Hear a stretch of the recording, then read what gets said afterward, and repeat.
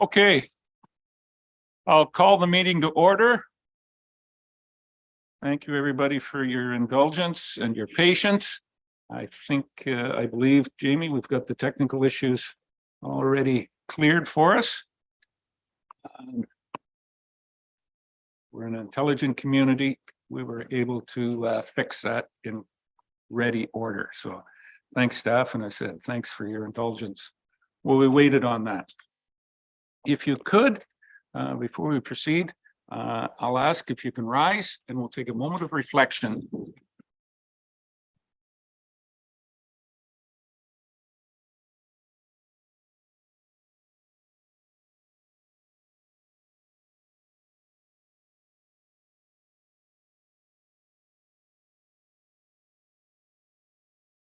Amen. Thank you. Before I go any further, I'd just like to say that Councillor Townsend is joining us virtually today. Welcome, Doug. And I believe that our CEO is also virtual. She's off on holidays, but is taking come in. She will be zooming in, but not quite yet. Jamie, in a few minutes, she will be joining us. And Councillor Shea is not even in the country, I believe. Councillor Shea is on holidays, so wish him good luck with that. So again, welcome everybody. Sheila, can you give us an update on where we are with technology and how, if anybody is out there, they can join in? Thank you, Mayor Eccles. Before I begin, if you get disconnected, you can dial 1-647-558-0588 and enter meeting ID 891-5626-2480. It should be noted for members of the public that this meeting is being held in 2 locations, on Zoom as well as being live streamed on YouTube. Both members of staff and council have been briefed on the various features of the Zoom meeting software. Members of council and staff will be raising their hands to speak. For members of the public, if you require any technical assistance at any point during this meeting, you can send a chat message to me, Sheila Ferguson, Communications Coordinator, and I will attempt to assist you. Thank you, Sheila. At this time, I'll ask, is there any pecuniary interest or general nature thereof be declared from any one of the members council today? Seeing none at this time, if it does arise, it can be declared at any time and presented to the clerk. We have 3 delegations this morning. And the first delegation, we've had a number of Wilfrid Laurier University students doing some strat planning for us. And with that, I'm going to ask Cody, our Mr. Everything that does quite a bit. Sorry, Cody. Cody's in a lot of different venues. So Cody, if you could introduce, I'd greatly appreciate that. Absolutely. Thank you, Mayor Eccles, and good morning, Council. I just wanted to provide you with a brief background on this project. We have been working with this MBA team from Wilfrid Laurier University since about February. Originally, the project was intended to focus on an economic development strategic plan, but upon review of timelines and scope of work, it quickly shifted to an economic development and tourism marketing strategy, which will become part of an economic development strat plan. The tourism and marketing strategy developed by the Laurier team being presented to you today focuses on tangible, attainable efforts that West Grey can use to promote itself as a tourism hub. The project focuses on quantitative research, best practices, comparative municipalities, and reports designed by Grey County and the Economic Development Council of Ontario. I'll now turn it over to the team. Thank you, Cody. And yes. You can, yes, that preference would be, or if you want to stand, I got no complaints whatsoever, but you got to turn the microphone on. That's probably the talk button. All right. There you go. Good. Well, hello, everyone. We're really honored to be here today. We've been working on this project for about 8 months now, and driving into West Grey today, we really enjoyed seeing the community that we have so passionately been working to provide some strategic direction to. A little bit of an introduction. My name's Brian. I'm one of the team members here. I am a part-time MBA student at Wilfrid Laurier University. Full-time during the day, I'm the Associate Director of Residence Life at Wilfrid Laurier University. And my educational background before this was actually in recreation, sport business, and tourism as well. And I'm also joined by two other team members who will quickly introduce themselves as well. Hi, everybody. Thank you for having me. My name is Catherine Halsell. You can call me Katie. My educational background, I did my undergraduate degree in kinesiology, and I'm a project manager by trade, and I work for Ontario Health in the system strategy unit. So a lot of my work is building strategic plans and implementing them at the regional level on the provincial healthcare system. Good morning, everybody. My name is Ali Reza Jalali. You can call me Ali. So my background is I'm in all engineering roles. So currently I'm a senior engineer for Toyota, working for like plus 6 years in Kitchener-Waterloo, and very, very happy to work on this project and being here. So you'll notice that there's a couple names up here who aren't present today. We also worked on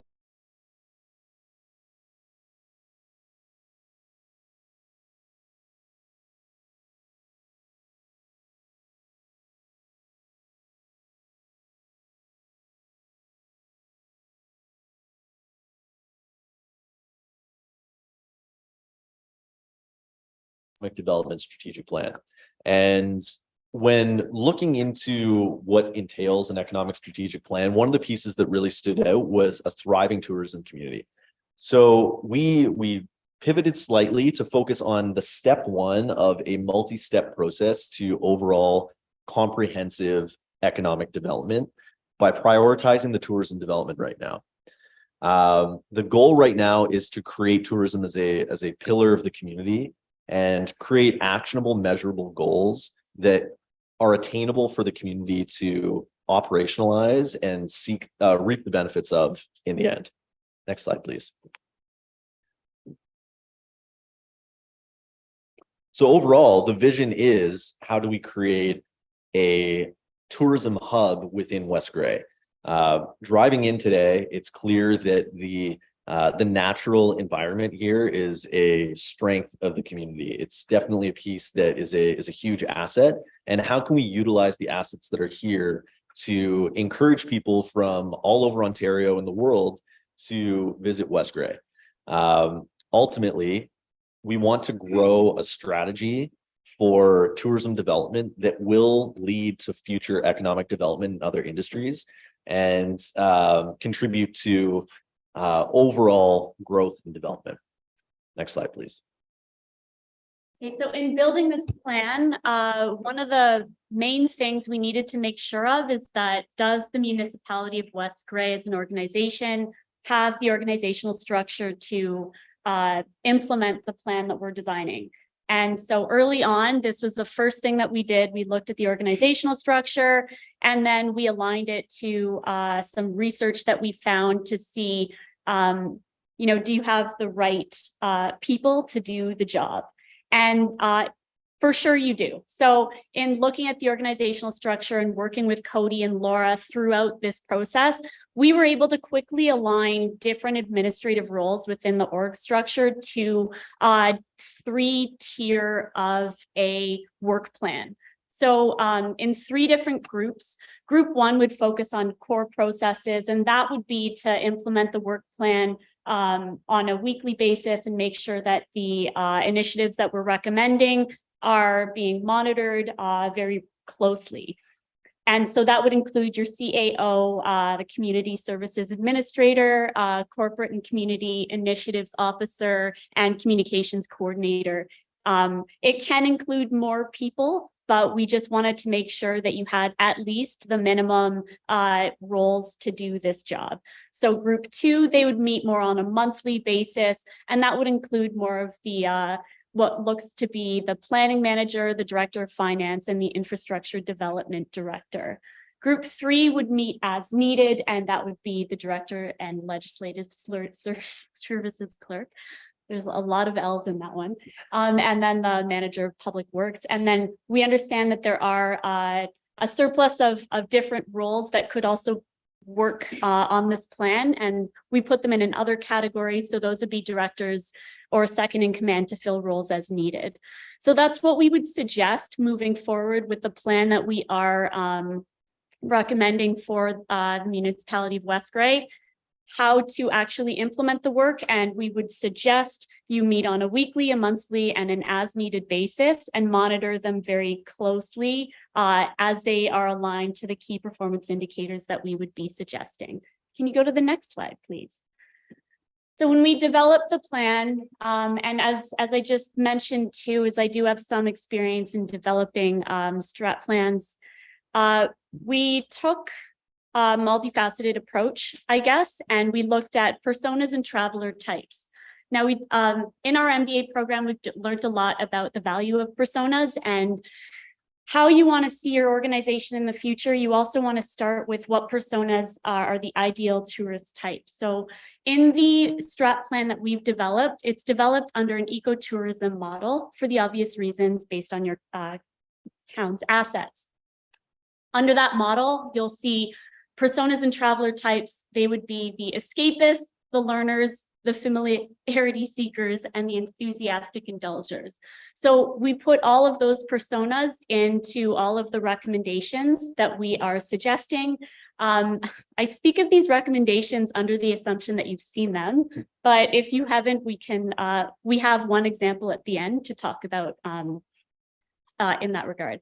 So our strat plan is developed based off of personas and traveler types, tourism best practices, and marketing strategies. Now, our recommendations would be, any number of them. They are aligned to those 3 pillars of the strategy. Next slide, please. Okay, thank you, Katie. So here, after we review what's the vision, mission, and structure is need to be in place. I'm here talking about the overall path and overall project where it started. So we started from the goal that go tourism to contribute to economy in the best way. And based on that goal, we provide some objectives, which this need to be a 4-season visitor hall. Also, the destination for all art and culture and heritage, as obvious reason as we drive through and saw that. Be host for special events, and also develop and invest in technology, which is supporting the above items. So from objective, we move to initiatives that is going to the different 3 different sectors. It's a short-term, mid-term, and long-term. And those initiatives is evaluated and measured by the KPIs that we develop based on brand metric, economic impact, events, and the last one, I believe, for the technology. So can you please go to the next slide? This is another way to look at that project. It's a very colorful slides, but it's talking about where we start and where we go, which is obviously this is just the starting project, and it's at least for our planning, it's 5 years plan, and it needs the collaboration between the municipality and councils as a joint effort to reach out to the goal. It's not just one party entity driven, it's the team effort. And it's starting from build to mature and be connected. And each pillar has a specific goals in a short term, mid-term, and long term, but all of them are business driven, which is going to the publicity for West Gray, communication and advertising, lowering the cost, and finally revenue generation for West Gray. And in very, very details, the report and the strat plan explain every single step you need to take in, but this is the overall view, what you start, where you're going to go. Next slide. So we've spoken about the strategic plan that we have provided the client team and have worked very closely with the client team to create. And the initiatives that we've spoken of, there's actually 21 initiatives that we've recommended over the short, medium, and long term that will produce outcomes that will lead to a well-developed and intentional tourism offering. And Ali kind of spoke to quarter by quarter, there are instructions of how to operationalize each of these initiatives. And if you follow that guide alone, you'll see success. But ultimately, one of the pieces that will be really interesting about operationalizing this plan is this very important step of place branding. When you are navigating, implementing these plans, it's really important to look deeply into what you're offering and trying to understand what is the essence of these experiences. Place branding is the concept of creating an identity for what the tourism offering is and what the community specifically is. And as a result of a well-established place brand being created, that will help you very intentionally attract specific industries that fit well within that tourism brand. Place branding is what makes people want to go to Niagara for wine country. It's what makes people want to go to Muskoka for cottage country. It is tied directly to the resources and offerings that happen in that community. And you can kind of see from this graph here, the place branding is a combination of the specific activity, the physical setting, and the meaning associated with that. So however this plan is decided to be operationalized in whatever way, it's really important to pay attention to that meaning. What are we drawing from these activities? And that's the piece that you'll really reap the benefits from moving forward. And that will set you forward on the next steps of your economic development after you have gone down this path of this 5-year plan that we've laid out to further develop tourism in the industry. I'll pass it off to Katie on the next slide to go over an example of one of those initiatives. Okay. So the anticipation of those recommendations that we've spoken of, here's one of them. So based off the objective would be to enhance 4-season visitor experiences. One of our short-term recommendations would be to continue collecting fresh marketing content, such as photos, videos, testimonials to be used in future promotion. Now, the way we would suggest you guys go about this is to research and hire a landscape photographer or videographer on contract. We estimate to be $5,000 to $10,000, and take seasonal photos and videos of those hotspots that you want to promote. The outcome is that West Grey Municipality will have a portfolio of fresh marketing content for all seasons within 1 year time. Now, this is an example. It's a very practical example of one of the 20 initiatives that we are recommending. We think it's feasible. But no strat plan is able to be implemented without stakeholder buy-in. Now, we worked very closely with the municipality of West Grey and Cody in taking our strat plan and really tailoring it to the needs of the community. But stakeholders include the community leaders as well as town council. So we hope you can take a look at our strat plan and read the initiatives, read how feasible we think they are. And over the next 5 years, we look forward to seeing these initiatives come to life across the town. So yeah, that's we're done. Thank you. kind of end of it. So if you have any question, any comment, feedback to us, we'll be happy to hear. And we are here to support as we go. Because it's not just a project, it's more about like a passion. We are talking about how like 6 of us from different backgrounds, they have no idea about this project, get together over 8 months and basically come to this point and we did, which is very unusual for us. So that's the end of the presentation. Thank you. So you found it so exciting that all 3 of you are moving here Oh, shortly? I had realtor.ca up as I was driving through and I was like, oh, this might be a nice place to move to. I could introduce you probably to a builder that would build you a house of your dreams. That would be great. Yeah, no, hold on. Any questions? Sorry, we slightly off topic there. Does anybody have any questions? Councillor Hutchison, Doug? Yeah, thanks. Thanks for the presentation. I think anything we can do to generate tourism and economic development is a bonus for West Gray. You mentioned about the strat plan. When do we expect to receive the strat plan? Yeah, so we've shared that with Cody and Laura. So they have access to that. And I'm sure that their offices may be in this building and you may be able to pop over and look at that now. It's completely finalized and ready to be operationalized whenever it's passed along. Okay, great. Look forward to that. Thanks. Anybody else? Joyce, Councillor Noon.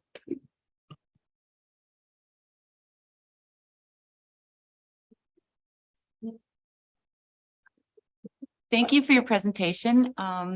Really look forward to seeing the tourism and so on and so forth built within West Gray.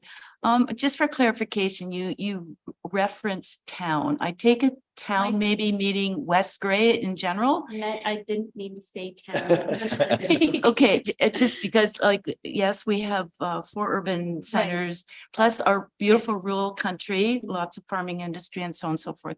So it's just more for clarification. Thank you. Some of us say snowmobiling and some say skidoo, but it all means the same thing. Yeah, I think that's very good. Any other questions? This time. I have been following this and you've done a lot of research and work and everything and look forward to the presentation of the final product to us. It's great to meet you finally in person. As you said, what's it been, 6 months, 7 months you've been working away on this project as some of those people out there in Zoom land or video. So thank you very much for coming today and giving us an update and successfully getting this into our hands and getting the move on it. It's something that West Gray as a municipality has struggled with. I'll say that we are a tourism destination. We're a destination where people come, maybe not as much on the 4 seasons, but certainly in the summer seasons and whatnot, and how to expand and grow that. I think this is a very good vision and the strategic plan looks wonderful. Great. The implementation of it, given us the times and we've got to get on with it and get it done. So again, thank you very much. And my respect to Wilfrid Laurier students, being a graduate of Guelph. Sometimes it's a struggle, but no. There's a few other Guelph graduates here today as well, too. I see smiling in the front row. But thank you very much. And thank you for your dedication to this. And we look forward to more interaction as we move forward on it. For sure. Thank you. Thank you so much. Thank you. Okay. Our second presentation, and this one's going to be virtual, I believe. This morning, we have Janice Atwood and Jeffrey Abrams, Principals Integrity, on a quarterly basis or on a timely basis. We have an update from our Integrity Commissioner's periodic report. But I do believe that Janice is not going to be joining us today. So Jeffrey, it's all up to you. Thank you very much, Mayor. Yes, Janice sends her regrets. This is Principals Integrity's periodic And report. you're on mute, sir. I'm not showing that. Somebody's on mute. Thumbs up, you can hear me, Jeffrey. I can hear you. Okay, Is this any better? That's not any better? well, maybe this is a good thing. The Integrity Commissioner, there's nothing, no problems, we've got no words. I like this. I'm going to keep talking just to make sure you still can't hear me. Lips are moving. It's working all right on the Zoom platform. I can hear him. Is it your headphone connection, sir? I just heard Councillor Townsend say that he could hear Oh, me on it's us? Zoom. Yeah, it's locally that you can't hear me. It's not you, Jeffrey, it's us on this end. Shall I just give it a minute? Do you want me to stand down? We started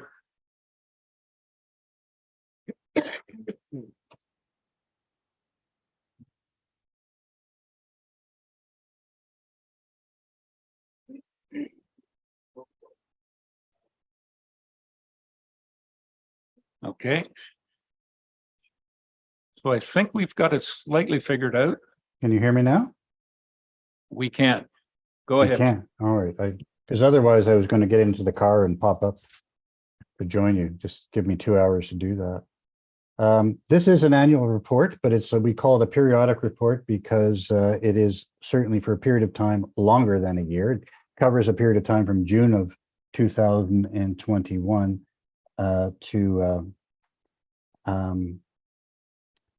which was our last periodic report, to the end of May. In that period of time, of course, you saw us for a complaint investigation report, and also importantly, you saw us at the Grey County hosted orientation session. Now, the members of the public haven't seen us for a bit, and so this is their opportunity to understand the ethical wherewithal of Wes Gray through the lens of the Integrity Commissioner. And today, the Integrity Commissioner is represented by me. Janice sends her regrets. And what I'm delivering today, I think, is a good news story. So let me continue. Just briefly, for the benefit of members of the public, we've been the Integrity Commissioner for Wes Gray since 2018. The role of the Integrity Commissioner, if anybody's looking at the report, it's on page 2. It's depicted in a chart. We've a variety of roles. It's quite a broad role because we provide consulting. We help our municipal clients to adopt codes of conduct and other policies that affect ethical behavior. We provide an educational role. That's what I'm doing to some extent today. Our most important function is our advisory function.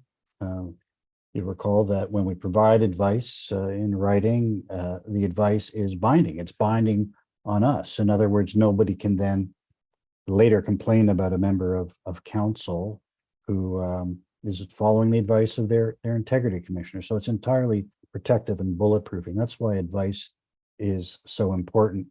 But we're also the complaint department.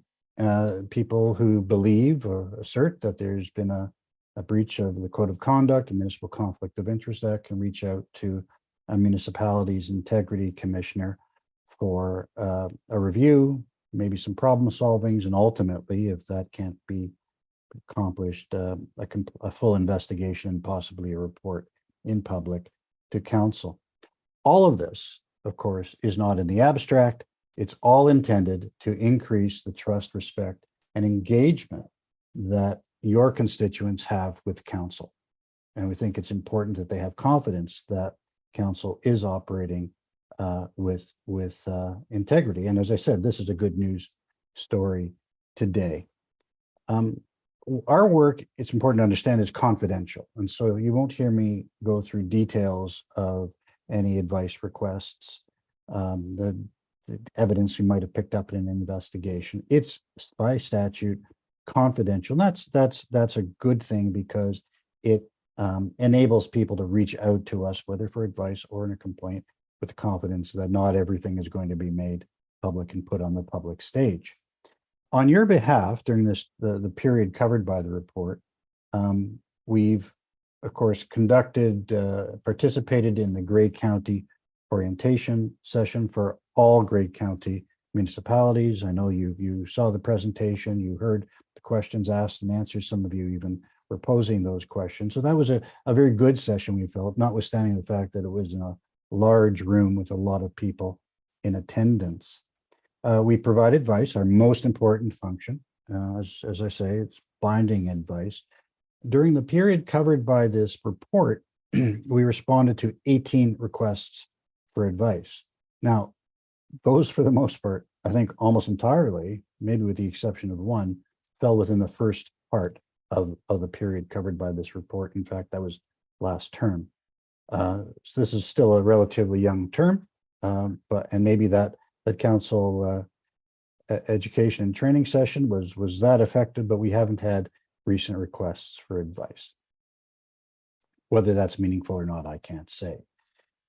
Similarly, during this period covered by the report, we've responded to 8 complaints. 7 of those complaints were resolved. One resulted in a fuller investigation report to council. Again, that was last term. None have occurred this term. So turning to, that's the situation in West Gray, let's take a peek at what's happening around the province. We have Principles Integrity has over 50 clients across the province, and we're of course well aware of what's happening in the jurisdictions of other integrity commissioners. One of the most important areas of ethical compliance, perhaps non-compliance, is with respect to the avoidance of leaking confidential information. I put that up front because leaking confidential information, whether it's from a closed session meeting or other information that comes into your hands as a member of council, can undermine the good functioning of a municipality. It's a cardinal rule. I've been in this business for 35 years. It's always been a problem in 35 years, and it's a serious problem because it will choke off the kind of information that will be coming to you as members of council, information you need in order to do your jobs. It will create frictions and fractions and certainly doesn't create a healthy environment for council deliberation and the environment for working with your staff. So it's a cardinal rule. We do like to say frequently, remind members of council that if you are found to knowingly have breached your obligation to maintain confidentiality, you will likely receive a sanction. If all the facts prove to be true, we would recommend a sanction at the higher end of the scale. It's that important. Another important area is avoiding disrespect and disparagement and harassment. Now, there is a scale of behavior like this. It starts with microaggression and all the way to harassment and bullying. And the focus is often on whether or not behavior is or is not harassing. A pattern of microaggressions left unchecked can be toxic to a municipal culture. So it's not just about watching for that one event that might be an act of harassment. It's everything. And the pattern we've observed in this term, certainly not in West Gray, but elsewhere, is that new members of council, some old, don't recognize limitations of their role, that only council can give direction to staff, that they have to use complaint mechanisms through the appropriate channels and not castigating staff and others in public. So it's part of, it leads into this category of harassment, disrespect, and disparagement. And we caution members of council that if they do have concerns, that they're to be raised respectfully and through the proper channels. There are, though, egregious acts of harassment. And I don't recall, I must admit, I haven't checked whether West Gray had in last year been asked to endorse what was called Bill 5, a private members bill that was called Stopping Harassment and Abuse by Local Leaders Act 2022. And we've made some comments along the line. And we of course participated in the province's consultations of last summer, over a year ago, of strengthening codes of conduct and the role of integrity commissioners. And Bill 5, what Bill 5 tended to do was say that there ought to be a mechanism to remove members of council from office if they were found to have committed harassment. And that would require a report of an integrity commissioner and then an application by the integrity commissioner to courts. And while it may be necessary to still have that mechanism, certainly the case of Ottawa Councillor Chiarelli pointed to the problems with the limited sanctions municipalities have, Bill 5 was not good at accomplishing the objective to improve relations, even in egregious circumstances, with municipal staff, municipal councillors, and others. And the reason is why it was entirely dependent upon court process, which, as you know, would take a year, maybe more, maybe two, if you throw in an appeal, to resolve the matter, when at the end of an integrity commissioner's report, there ought to be the ability for a council to impose reasonable sanctions on the individual. So that's in a 3 or 4 month period rather than a 1 or 2 year period to protect the people affected by harassment harassing behaviors. You know, under the Education Act, school boards, when they make a finding of this sort of thing, can suspend a member of the board for committee meetings and one board meeting, and something similar we think should be in place for municipalities. Right now, on our recommendation, you can suspend the pay for a member of council, but you're not suspending them from their activities, which in some circumstances, egregious circumstances, may well be harmful to others. Another category, of course, is recognizing conflicts of interest and avoiding them. That seems to be well understood here. In other jurisdictions, we have to spend time to remind members of their broader obligations beyond the Municipal Conflict of Interest Act, but I think it is relatively well understood here. It boils down to what would a reasonable person, reasonably aware of all the relevant facts and circumstances, say about your ability to separate your personal interests from your public duty. That's takes into account the Municipal Conflict of Interest Act and your broader obligations at common law. Most of our advice requests, I should say, are with respect to the avoidance of conflicts of interest. That's a good thing, and seeking advice in circumstances where you're not quite sure, which might be great, pardon the fun.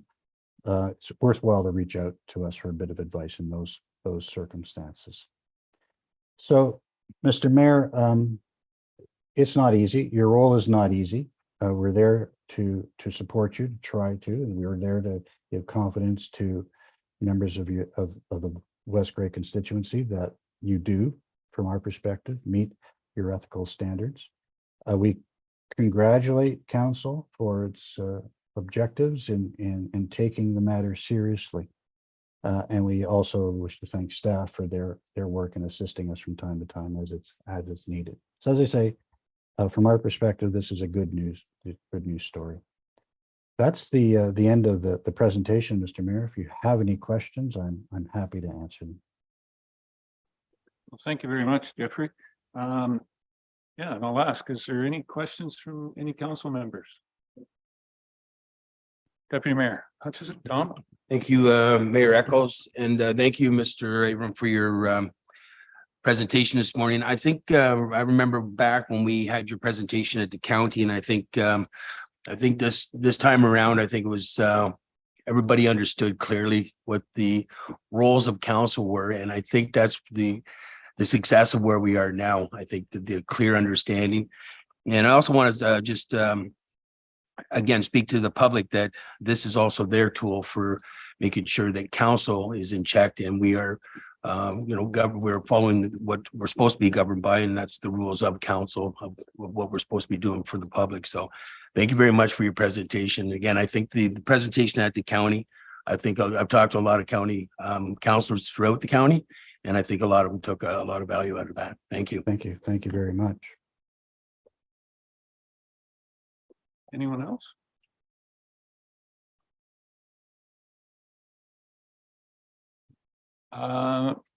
Well, no, don't see anyone else at this point in time. So thank you again very much, Jeff, and give our best to Janice as well too. Will do. And the idea that we should be talking to you sometimes is a little daunting, but I think towards council, it's always open to get clarification and be clear on where we're going and have good confidence in the procedures that are happening. So thank you very much again. And we will probably see you maybe down at the EMO conference coming up here in a week or so. We'll see you soon. Very good. Okay. Thank you again, Jeffrey. Bye-bye. Okay. That brings us down to our third delegation this morning. We have from Earthworks West Grey, wanted to make a comment and have some recommendations on the official plan update. We have Stella Fergel and Nikki May are here. If you could, Stella and Nikki. Presentation table.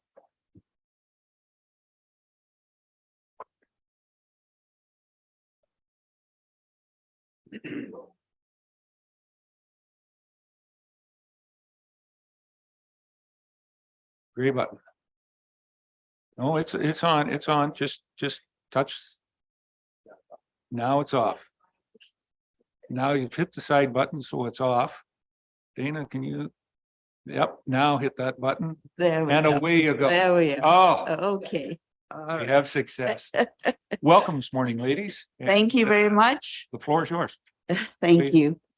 This is Nikki May that you may know because she's been involved with council before. And my name is Stella Deline. I'm a member of the community group Earthworks. The group was formed because of a concern for climate change. And we want to help everyone do what they can in West Grey to alleviate the effects of climate change. We have 8 core members in our group, and we have 31 supporters who have signed up for our newsletter as of June. We wish to make a few recommendations to the latest draft of the official plan before it's passed. Next slide. As the news has told us, the planet is burning, particularly hot in Canada. Next slide. There's no doubt with anyone who pays attention to facts that climate change is happening. This slide shows graphically how the temperature averages have changed over time. June and July 2023 have been the hottest months ever recorded for both the planet as a whole and particularly in Canada. Forest fires have already consumed millions of acres of forest, and expectations are that many more will burn because of climate change. Next slide. So what will climate change mean for West Grey? Well, according to 4 professors of construction engineering at the University of Quebec, they are in the Hydrology, Climate and Climate Change Laboratory. Southern Ontario is warming roughly twice as fast as the rest of the world. This will result in more extreme weather changes, longer droughts, heavier rainfalls that will challenge the farmers' ability to grow their crops. And for municipalities and everyone with property, it'll be harder to manage water infrastructure. We'll have stronger lake effect snowstorms. You might remember the storms last winter. Ontario dairy farmers had to pour thousands of liters of milk down the drain and faced thousands of dollars in losses because of that. Snowfall in winters will be less frequent, which will mean regular thaws and lower accumulations. As you can imagine, this will severely hurt the winter tourist industry, which you were just talking about. Snowmobiling and skiing can't happen in slush or no snow. Temperatures exceeding 35 degrees will become more frequent, estimated to go from 6 to 10 times a year up to 25 times a year. So the implications for summer health issues are severe. This image is a picture of a rug. It's an illustration of the historical weather on the Bruce Peninsula from 1890 until present. It was woven last year by Anne Schneider of Georgian Bluffs to create a tangible local image for this area. There have been periods of colder and warmer weather through the time, but since 1970s, there have been no more large extended drops in average temperature. So it's happening around here too. Next slide, and we're going to skip this slide. Okay. So what can we do in West Grey? As suggested in the official plan, land use planning is crucial in 2 areas: mitigation and adaptation. Let's start with mitigation. We encourage nature-based solutions as much as possible. First of all, minimize the destruction of wetlands, woodlands, grasslands, and farmlands. We can do a lot by leaving the carbon in the landscape where it resides. A lot of is stored in these natural areas, and more carbon will continue to be absorbed as carbon dioxide every year is absorbed by the plants. Wetlands are hugely important in terms of carbon storage. They hold between 20 and 30% of the estimated 1,500 billion tons of global soil carbon, despite occupying only 5 to 8% of its land surface. From a study by the Ministry of Natural Resources and Forestry, we know that amounts of carbon storage can be calculated for wetlands, woodlands, and grasslands. If you translate such numbers into carbon released when driving an average SUV, you'd get the following. A destroyed and built on wetland releases the equivalent of 2,200 kilometers per hectare driven. A developed farmland, in contrast, releases only the equivalent of driving 41 kilometers per hectare driven. So wetlands store about 54 times more carbon than farmlands. The second thing we can do is mitigate climate change, is to naturalize open spaces, parks, and urban landscapes. Plant trees, create pollinator gardens, and reduce mowing. Trees, plants, and undisturbed soil all absorb carbon dioxide, helping to reduce greenhouse gases in the atmosphere. So we want to keep planting plants and plant more plants, not get rid of them. Next slide. The second way to deal with greenhouse gases is through adaptation. Wetlands, woodlands, and grasslands all capture and store carbon, absorb floodwaters, clean and filter water before restocking the groundwater aquifers. In addition to that, trees provide shade for cooling in parks, along boulevards, and in homes.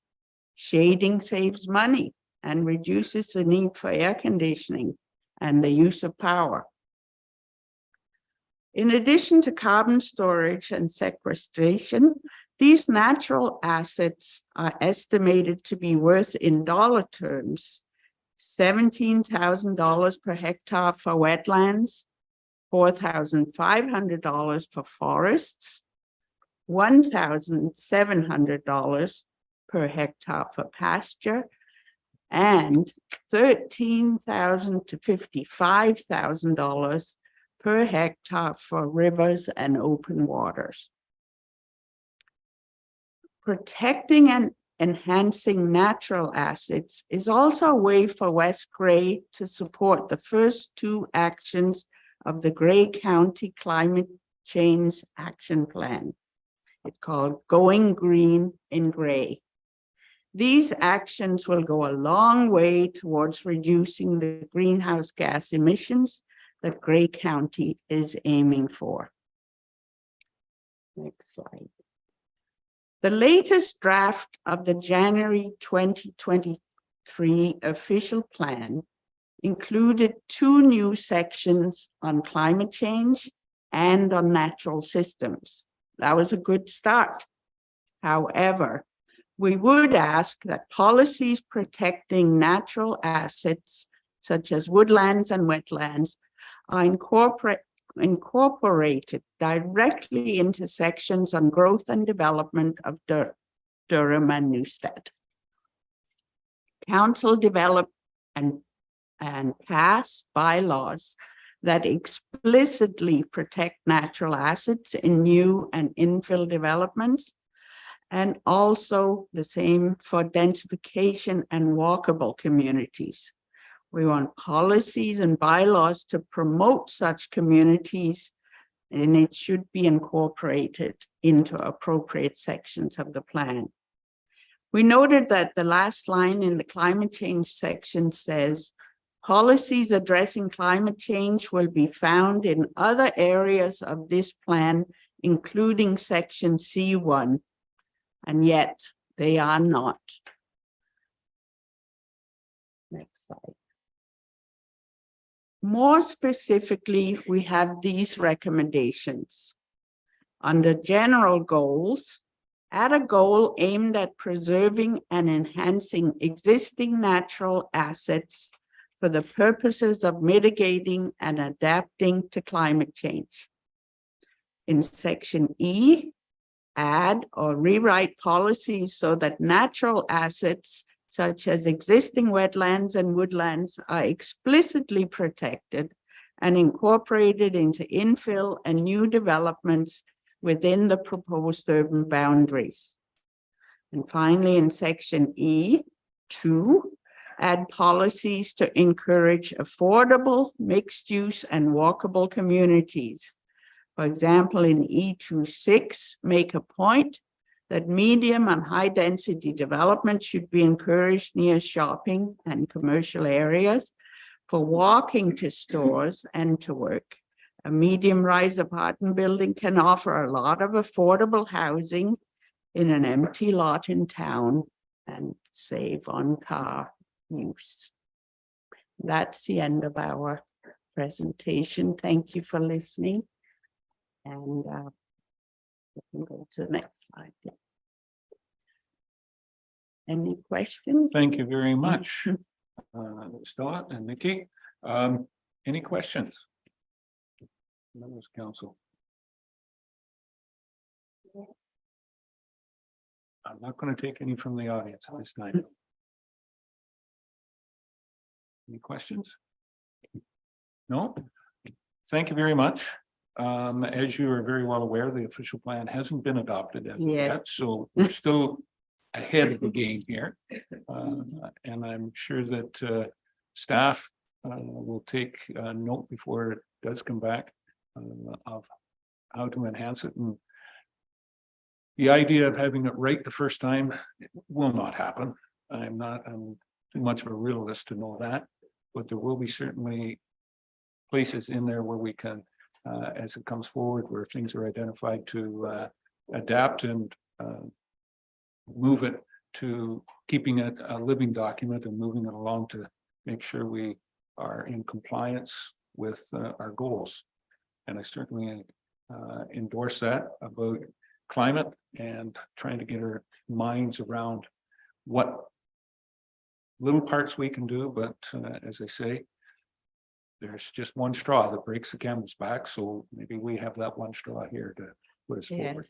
Well, if we all do what we can, we might just get there. We might succeed and leave this place for some of us, it'll be our children, some will be our grandchildren, and somebody as old as me, it might be great grandchildren that are looking to enjoy the community the way that we have. So again, thank you very much, ladies. Thank Greatly you. Appreciate it. Yeah, and we'll take note of that.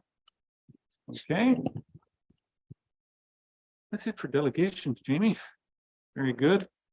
We've been here for an hour. Do you want to take a quick respite until we do have a public meeting coming up, or do you want to go through to the public meetings?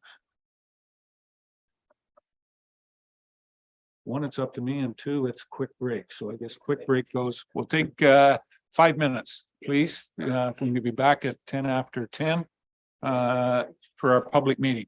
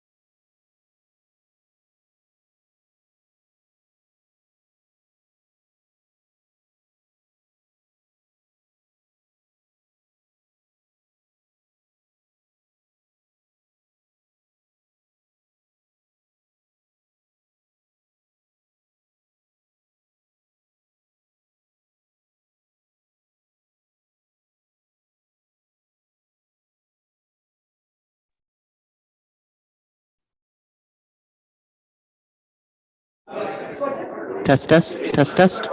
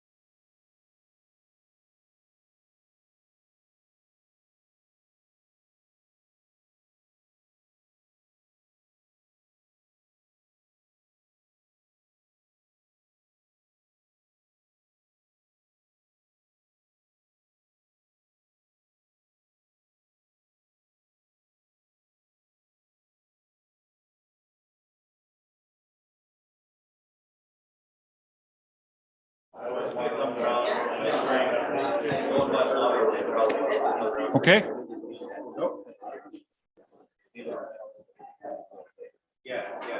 Okay, Sheila, are we ready to go back there? Just a second. Got the thumbs up. Thank you. Our technology today, just as a slight update, we think it was an update glitch that happened last night. Everything was working yesterday, but this morning, thank you to Apple, but we've cleared that and now everything's back up and going normally. So we'll call the meeting back to order.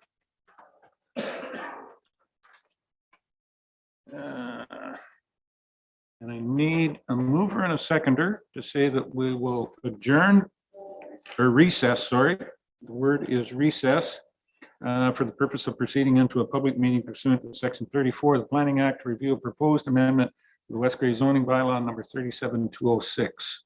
Do we have a mover? Moved by Scott. And seconded by Deputy Mayor Hutchison. Any questions or comments on the motion? Call the question. All those in favor? Any opposed? That's carried. So at West Gray Council recess at 10:15 a.m. for the purpose of proceeding into the public meeting pursuant to Section 34. Thank you, Jamie. So I'll declare the public meeting open at 10:15.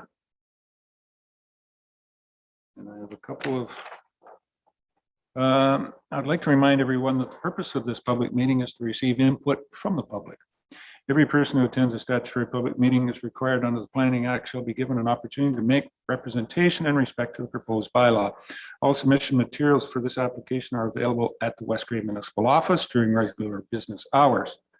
If a person or public body would otherwise have an ability to appeal the decision of the municipality of West Grey to the Ontario Land Tribunal, but the person or public body does not make oral submissions at the public meeting or make written submissions to the municipality of West Grey before the zoning bylaw amendment is passed, the person or public body is not entitled to appeal the decision.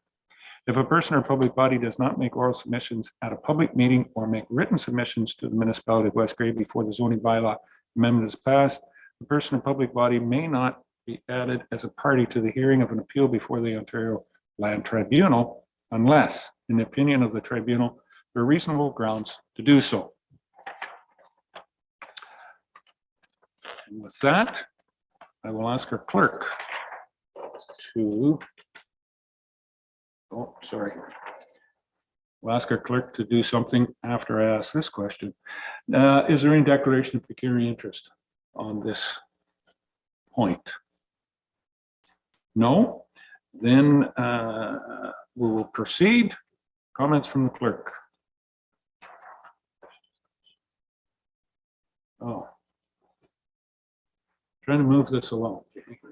I can't forget somebody. And I have, and I shouldn't. Sheila, if you can give us the instructions for those that are joining us virtually this morning. Please. For members of the public waiting to participate in this portion of the meeting, you may do so in one of two ways. The first being if you've joined us via phone line, you can press *9 to raise your hand, and that will let us know that you would like to speak. After speaking, or if you raised your hand in error, you can press *9 again to lower your hand. If you've joined us using the Zoom message software, you can either send a chat to me, Sheila Ferguson, Communications Coordinator, either stating that you would like to speak or that you would like your message read on your behalf for the record. You can also raise your hand, usually located in the bottom right-hand corner of your screen with a blue or yellow hand icon. Thank you, Sheila. And we haven't had one of these for a month, so that's what it takes for the mayor to get slightly out of whack on this. But you're retraining me, Jamie. That's good. We'll get back on track for the next one. Comments, notice, Jamie. Thank you, Mayor Eccles. Notice of this public meeting was circulated to the prescribed bodies, posted on the subject property, and mailed to all properties within 120 meters of the subject property on July 20th, 2023. The comments that were received before the publishing of the agenda have been attached to the agenda. Anyone wishing to provide verbal comments at this public meeting is asked to sign the sign-in sheet located on the speaker's table. The personal information collected at this public meeting is collected under the authority of the Planning Act and the Municipal Act. The information collected will be used to complete the official plan and zoning bylaw amendment processes and will form part of the public record. Questions about this collection should be addressed to me, the Director of Legislative Services / Clerk. If you wish to be notified of the decision of the corporation of the municipality of West Grey and the proposed official plan and zoning bylaw amendment, you must make a written request to the municipality of West Grey, care of the Director of Legislative Services / Clerk.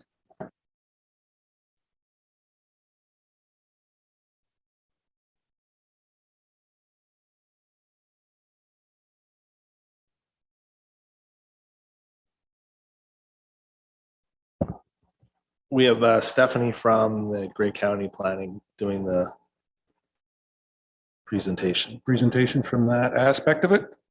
Very good. Thank you. Stephanie, are you with us? I saw you on there earlier.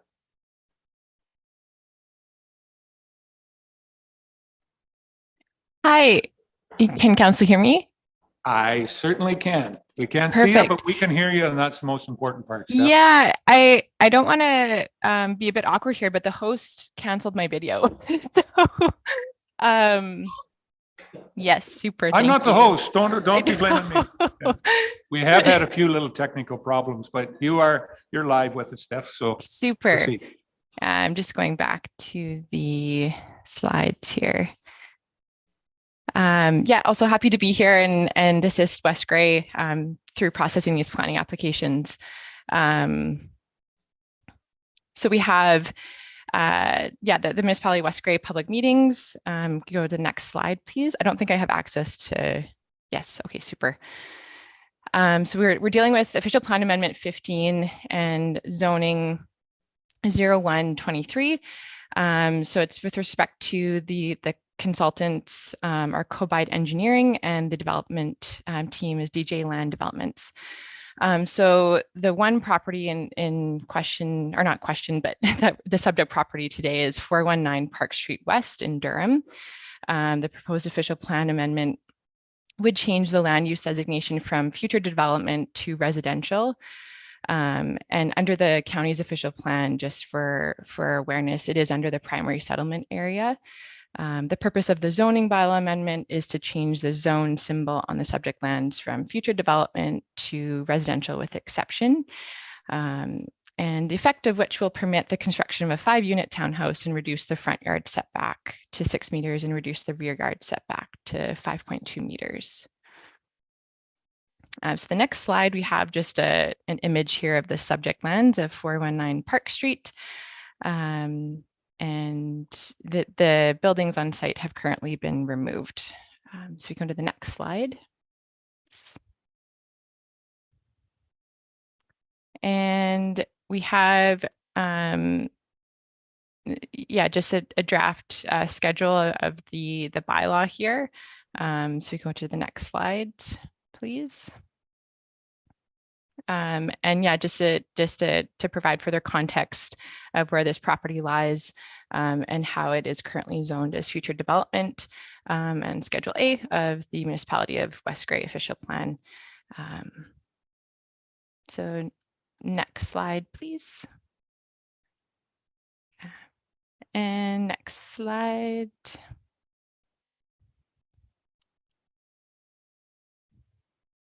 Next slide. Oh.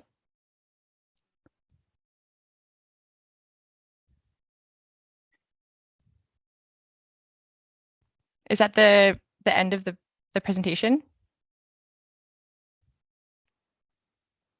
No, I think it's the end of the slides that we have, Okay. but you know, I've known planners to ad lib before, so go ahead, Steph. No, that's okay. I think there was one more slide that I'm seeing on my end, but it was just simply noting that the lands are within the primary settlement area of the county under the county official plan. Yes. Okay. It doesn't, but on that, well, I guess on the one map, I'm going to just ask a certain question. You can see some of the development that's in that area. On some of the aerial maps there, it didn't show from the conservation, the hazard lands, everything of that mapping, but it didn't show how much development is in that area as itself, just what I noticed. With that, thank you very much, Steph, that everything's in order that way. What I'm going to ask is comments from the public. And I'm going to start, Sheila, do we have anybody online? Not at this point in time. Anybody else that would like to make comment? Yes. Dana? Hold on.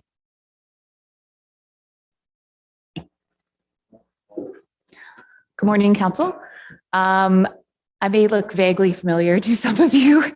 I was privileged enough to grow up in Durham, so it's always happy to come back to my hometown. So thank you for having me today. Wanted to thank Stephanie for going over briefly the policy implications. My name is Dana Kiefer. I'm a senior development planner with Combine Engineering. Just wanted to touch on a couple of things for Council's consideration and the public's. The original submission for this was made in January 2023. The application will be likely a little bit familiar to Council as it was presented by the proponent in regards to a road reconstruction project that was ongoing. The county and municipal comments were received in April of 2023, and we resubmitted addressing those comments 1 week later. So in regards to the official plan amendment, it sounds like we're maybe going to separate the applications. So I'll speak to just the small parcel right now. There are 2 parcels. Both of them are designated future development. Development in this area of Durham has been largely constrained by a lack of servicing, including water and sewer in the past. So it is proposed to extend water and sewer to this location. There was a redesignation in 2019 from future development to residential for 7 units that are directly across the road. The historic residential use, so there has been a house on this property, and the surrounding residential uses make residential a natural fit for this area. It is really an extension of the existing built environment that exists already there today. And then finally, that zoning bylaw we are applying for, the units are going to be slightly closer to the front yard than permitted, from 7.6 meters to 6 meters is the reduction that we're asking for. And in the rear yard, we're asking for a reduction from 7.6 meters to 5.2 meters. And that concludes my chat, but I'm happy to answer any questions that council may have at the appropriate time. Okay, thank you. I would ask, is there any other comments from anybody at this point in time?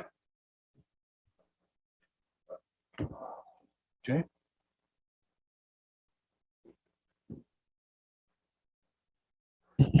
Hello, everyone. Jay Tremble, one of the owners of the property, and it's quite unfortunate that the zoning bylaw and the official plan bylaw aren't being brought forward today, which I was under the impression they would.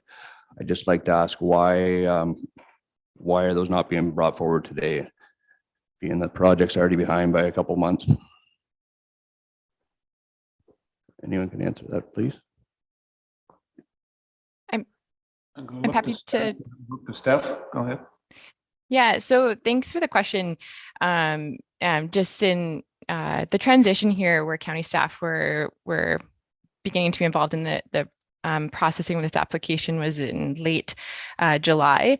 So just through our review and doing our due diligence to make sure that everything has been fully accounted for, our best practice is typically making sure that all clearances have been given and ensured prior to proceeding with approval of a zoning application. So in this case, we have received comments from the municipality of West Grey staff with respect to various technical matters.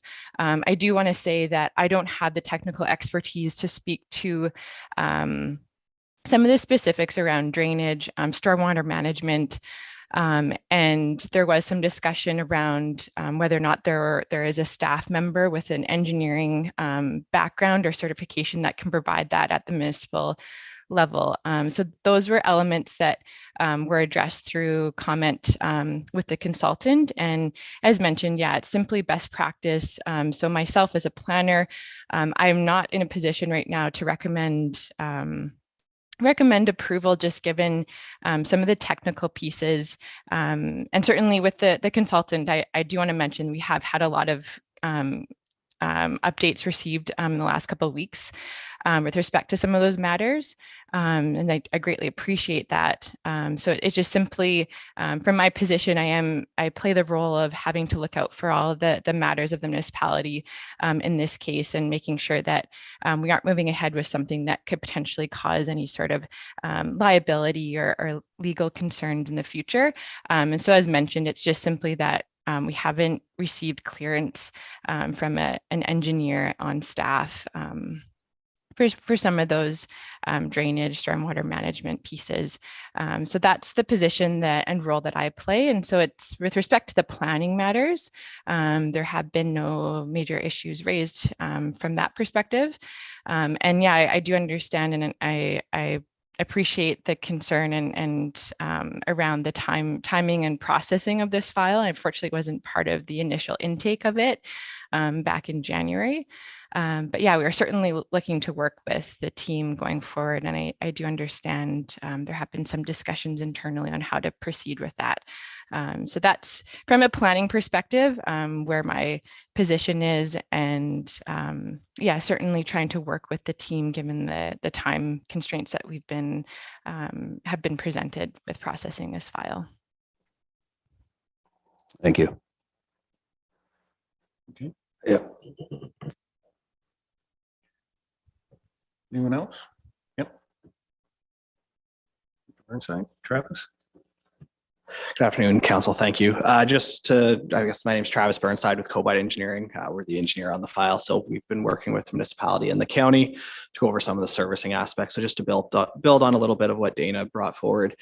These townhouses are directly across the street from the 7 that were approved, I believe, in 2019 on the north side of Park Street. So at that time, there was a sanitary and water service extension brought westerly along Park Street, and these units will be tying into those. And as council is aware, the developer has made a deal to rebuild sections of Park Street to ensure that there is proper drainage. So grading plans were submitted for both this site and the one that we'll speak to going forward, showing how the runoff will be brought out to Park Street, which is standard practice when doing grading plans on infill lots, is to get the water out to the road allowance. With that, I'll leave it there and then maybe speak to the servicing on the second parcel when we get there. Thank you. Any other questions, comments? Go. Oh, sorry. That's right, Cliff. Marion?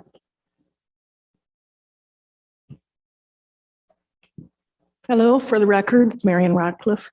I'm here to speak about, you got it, lighting, because until it goes into policy and bylaw, I'm going to have to pretty much speak to every event that happens here. My request towards the builders is simply that they do look towards dark sky lighting, and that includes the elimination of unnecessary lighting, which is soffit lights, basically decorative lighting that they choose, pot lights, that they choose low color, look at 3000 or lower K in their color. And as I said, that lighting where it's needed and when it's needed, and that people should have the option to turn it off. Interestingly enough, during one of my talks with people, someone here in one of the places in town says they can't turn their front porch light off. They had to have an electrician come and disable, because that was the way it was set up. So people in the home should have the option to turn the lights off when they're not required. That's all. Thank you. Thank you. Any other questions from the public? Council? Doug? Yeah, just curious about the setbacks. Given the land that is there, I'm curious why there's a reduction in the setbacks.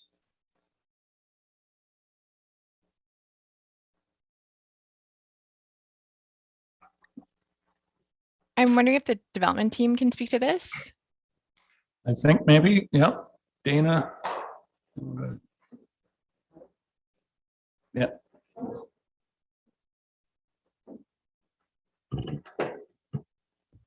Go ahead, Dave. Through you, Mr. Chair. This is a small lot and it does actually dip in the back. So the back does a slight dip. Past severance was done there, we believe. So that is mainly driving the reduction in the rear yard. I wasn't able to examine where the house was in relation to the lot lines before it was demolished. I would anticipate that it was likely had reduced setbacks as well. The units that are being proposed on the site are not overly large. It is just realistically a small site. Okay. Thank you. And go ahead. And one other question. I can't remember, I've driven down that road many times, but are there streetlights on that road? Is that something that we'd be looking at putting in if they aren't there? I'll look to our Director of Public Works. In his opinion. I am not aware if there's publics or if there's lighting on that street or not. That's something we can look at definitely, and we'll discuss with the development team and ourselves and figure out what best practice would be. There's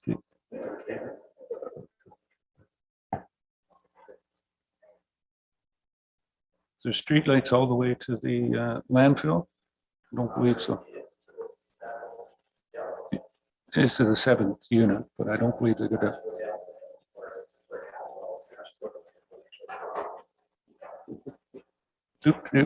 Musical chairs? Yeah, sorry, just looking at street view here, it looks like there is street lighting down towards where Caswell's trucking is as well. Yeah. Okay, I guess I don't drive down that road at night too much, so didn't realize. But the other reason for asking that question is because I believe when we talked about developing that street where there weren't going to be sidewalks in place, it's going to be, at that time I asked about sidewalks, but I don't believe they said that they would do sidewalks. So it's good to have the lighting. That's all. Thank you. Okay. Anything further? Any other questions? This one?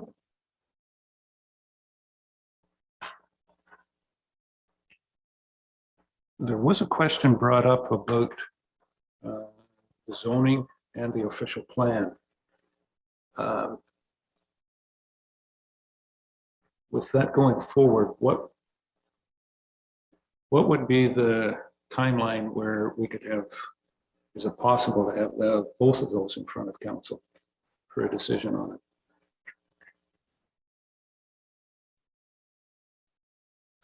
Looking towards staff.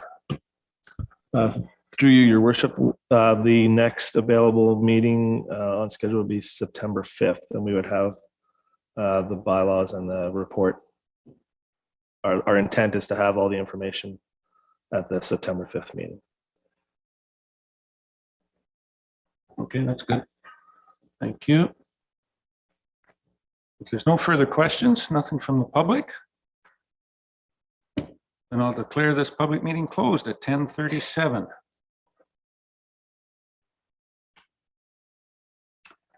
We have one more public meeting on OP 14, zoning amendment ZA 02/2023. And I will declare that public meeting open at 10:37.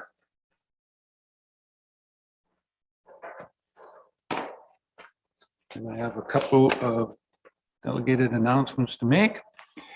I would like to remind everyone that the purpose of this public meeting is to receive input from the public. Every person who attends a statutory public meeting required under the Planning Act shall be given an opportunity to make representation in respect to the proposed bylaw.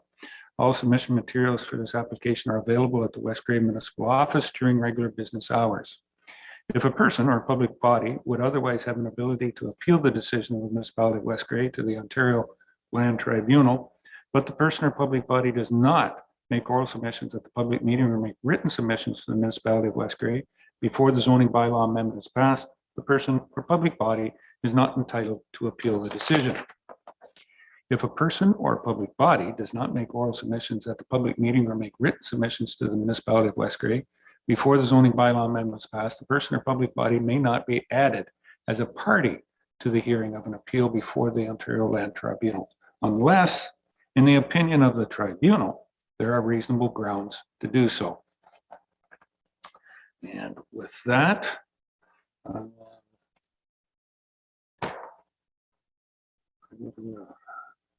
Sheila? Yeah, okay. Sheila, your comments. Through you, Mayor Eccles. For members of the public waiting to participate in this portion of the meeting, you may do so in one of two ways. If you've joined us via phone line, you can press *9 to raise your hand, and that will let us know that you would like to speak. If you've joined us using the Zoom meeting software, you can also raise your hand, usually located in the bottom right-hand corner of your screen with a blue or yellow hand icon. Thank you, Sheila. Comments from the clerk? Mr. Rickenswater. Thank you, Mayor Eccles. Notice of this public meeting was circulated to the prescribed bodies, posted on the subject property, and mailed to all properties within 120 meters of the subject property on July 20th, 2023. The comments that were received before the publishing of the agenda have been attached to the agenda. Anyone wishing to provide verbal comments at this public meeting is asked to sign the sign-in sheet located on the speaker's table. The personal information collected at this public meeting is collected under the authority of the Planning Act and the Municipal Act. The information collected will be used to complete the official plan and zoning bylaw amendment processes and will form part of the public record. Questions about this collection should be addressed to me, the Director of Legislative Services / Clerk. If you wish to be notified of the decision of the Corporation of the Municipality of West Grey on the proposed official plan and zoning bylaw amendment, you must make written request to the Municipality of West Grey, care of the Director of Legislative Services / Clerk. Thank you very much, Jamie. And with that, we have the proposal in front of us, and I would ask Stephanie again to give us an update from the planning perspective on this application. Stephanie? Sure. Yeah. I think we have a presentation. Super. So this property is very similar to the one that we were previously discussing, as it is immediately adjacent to.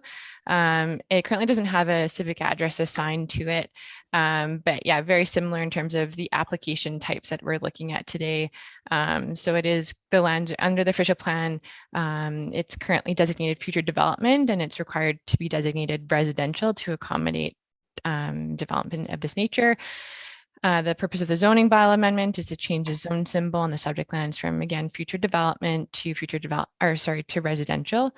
And so the effect of this would permit on this property would be 5-unit townhouse and then a 4-unit townhouse. So next slide. So here's the larger parcel. This property, I believe Mr. Mayor did mention, as you can note on the west side of the land, there is the Saugeen River. So there are some hazard lands, and there is some floodplain matters to contend with on this property. So next slide, please. So yeah, this is just a draft of the bylaws proposed amendment that we'll be looking at today. So next slide, please. Yeah, these are the current lands again. As mentioned, they are currently designated future development. They are just on the outskirts of Durham, but yeah, as Dana, the consultant, had mentioned, from a planning perspective, justification has been provided that speaks to the nature of how these lands could be accommodated for residential. And next slide. And that's it. Very good. Thank you, Stephanie. With that, I'll ask, is there any questions, comments on this application from the public? Ms. Kiefer?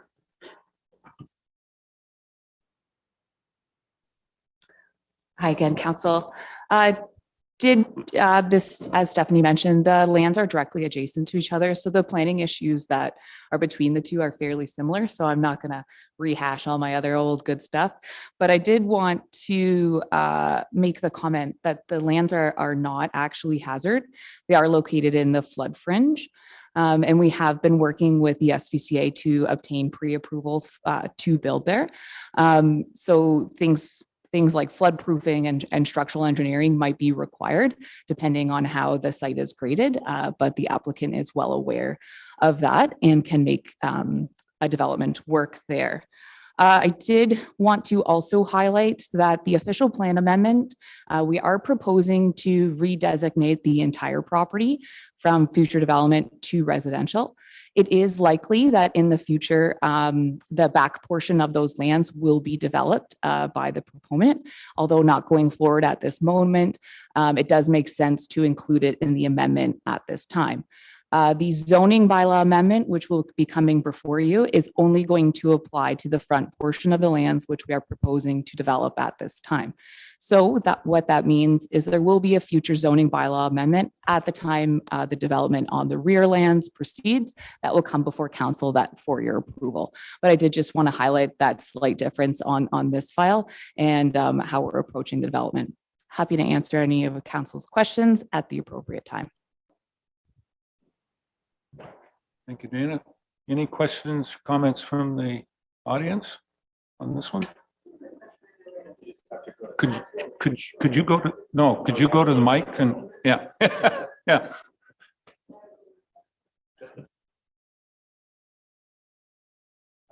Sorry, kept seeing you. My name is Bev Falco. I just wanted clarification on hazard land there. Like what is hazard land mean in this particular instance?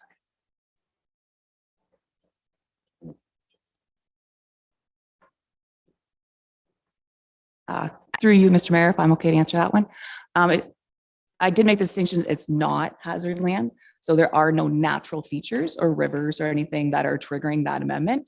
What happens is in the event of a Hurricane Hazel flood event, there would be potentially water that flows that way. So they're part of what's called the flood fringe. I have something else.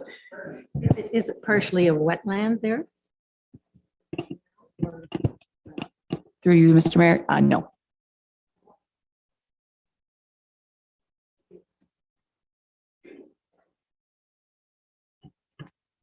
Best way to describe it, if I think for myself as a layper, there's a little bit of a gully there between the two properties. It slopes down.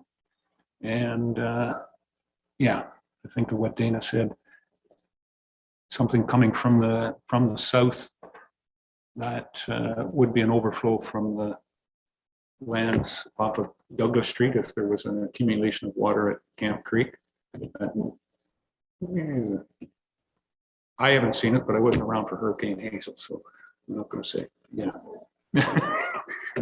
But yeah, in this area. Okay.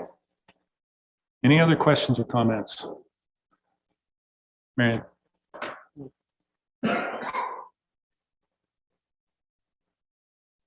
Marion Ratcliffe for the record. Same as before. I would just also ask if the builders could put timers as well in their lighting systems, so people can set timers for their outdoor lighting. Thank you. Okay, point taken. Any other questions or comments at this point in time? Councillor Hutchison. Just a comment about the flood fringe. The Conservation Authority, I think, is looking at doing some updating of their maps because the flood fringe, I have a bit of a concern with my property. I live on top of the hill in Durham and my backyard's in the flood fringe.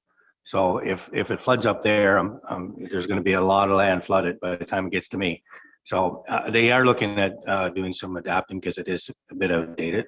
So I don't put too much weight into the flood fringe sort of thing. The other thing I wanted to ask about is the building section.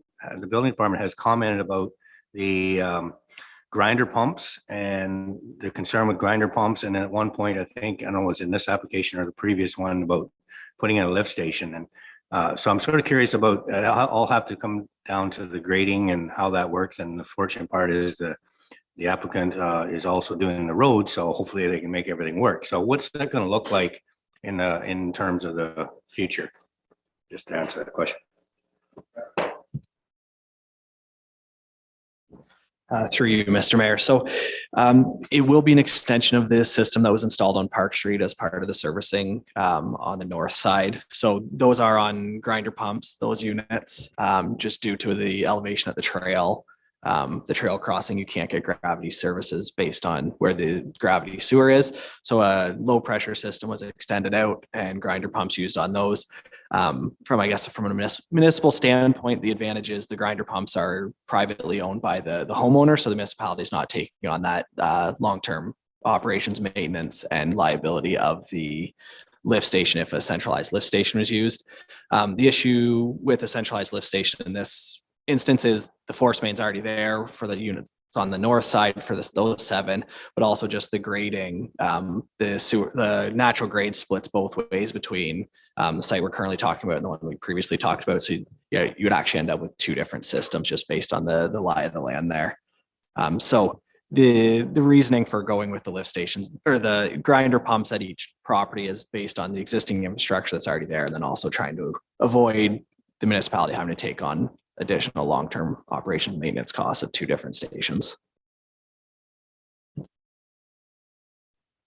My only concern is, as you talked about, maybe future development to the south. If you get into apartment building, how's that going to work in terms of drainage and sewage? Through you, Mr. Mayor. So the parcel to the rear, when it gets developed, there is a plan to put a storm sewer along the west side of the current site, which would provide a stormwater outlet. So there'll be a stormwater management pond on the back part.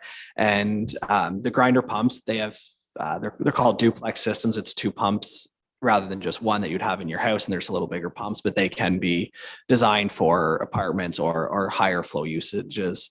And it would tie into the same low pressure sewer system. And we've previously used them in, like, the Formosa School is hooked up, for an example, to a duplex grinder pump system. So they are able to handle higher flows. Okay. thoughts that there is some vision here. What's that? It's not something that is new. I'm gonna look towards Carl. I'm not sure he would know. But there's a number of grinder pumps in use, not only on both our systems, I believe. I'm not sure, but pretty sure there's one or two in use that I know of. At least that many or more on the Durham system.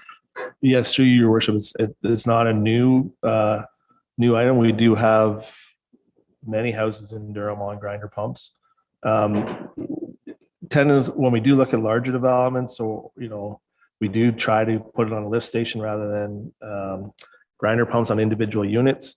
But in this case, with some development already taking place and some additional development coming, it would be more difficult to do this one on a lift station, just with the lay of the land. It is something that we will talk, we will review at the time when we do get engineering and drawings for the entire project. But we have had some preliminary discussions already with Cobide and the developers. Any other questions? Anyone? Doug, you've been very quiet. Mr. Townsend today. Good, we'll keep it that way. Thank you. So that's it. I will declare then that the meeting is closed, the public meeting on this at 10:52. Thank you very much, and thank you for your attendance, and hopefully we can continue working together and move the things forward. Congratulations. All right. That will move us back then. Oh, sorry. I need a motion to adjourn the. Well, I said it's closed. The public meeting is closed. The overall public meeting. I need a mover and a seconder? No, okay. The overall public meeting on zoning amendments is now declared closed as all things on the agenda have been addressed. Thank you. All right. That brings us back then to the regular agenda. I need a motion to come back in. So we'll be back onto the regular agenda at 10:53. And comment period. Any person have any comments? Very good. I think both of you know the drill. There are 2 minutes and 2 minutes per person. You're first up, Marion.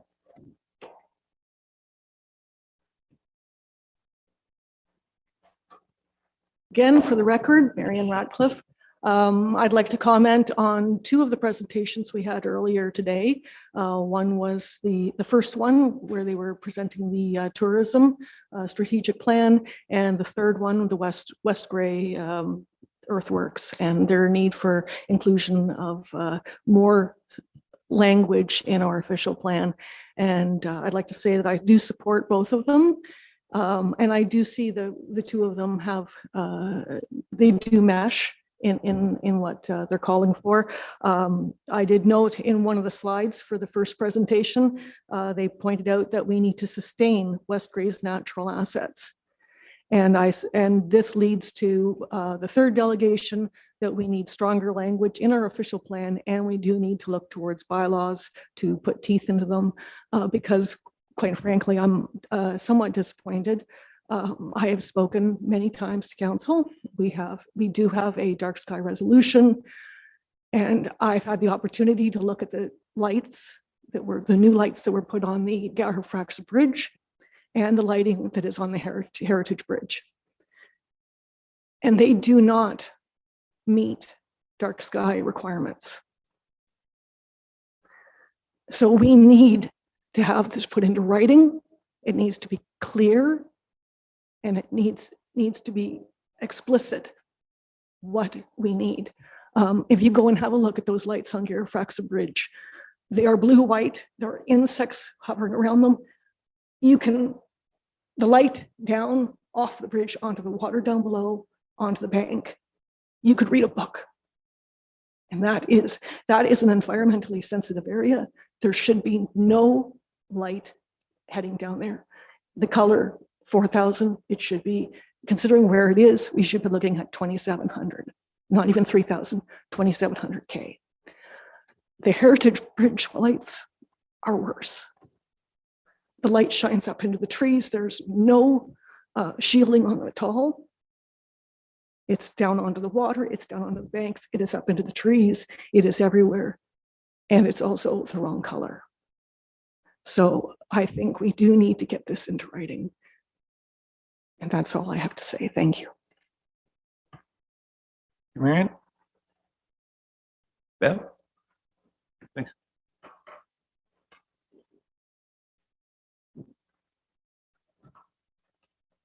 I think my name is Bev Falco again. I think Marion sort of stole my thunder. I wanted to, I found it very interesting, the first delegation that said really our main asset is our natural landscape and our natural infrastructure, which of course the third delegation, Earthworks, that's one of their main tenets is to protect those things. I'm hoping this council realizes the importance of that, whether it's wetlands, trees, hedgerows, everything. I did want to point out that the last council passed a motion with the support of the CAO and the planner regarding the official plan to incorporate climate change best practices in that plan. And my comment today, and it's my humble opinion that that was not done throughout the plan. There are, a couple of sections were put in. I don't feel that climate change best practices were incorporated throughout. So I just wanted to point that out since it also hasn't been passed. But that was a motion passed during the last council's tenet. So I think that's all. Thank you.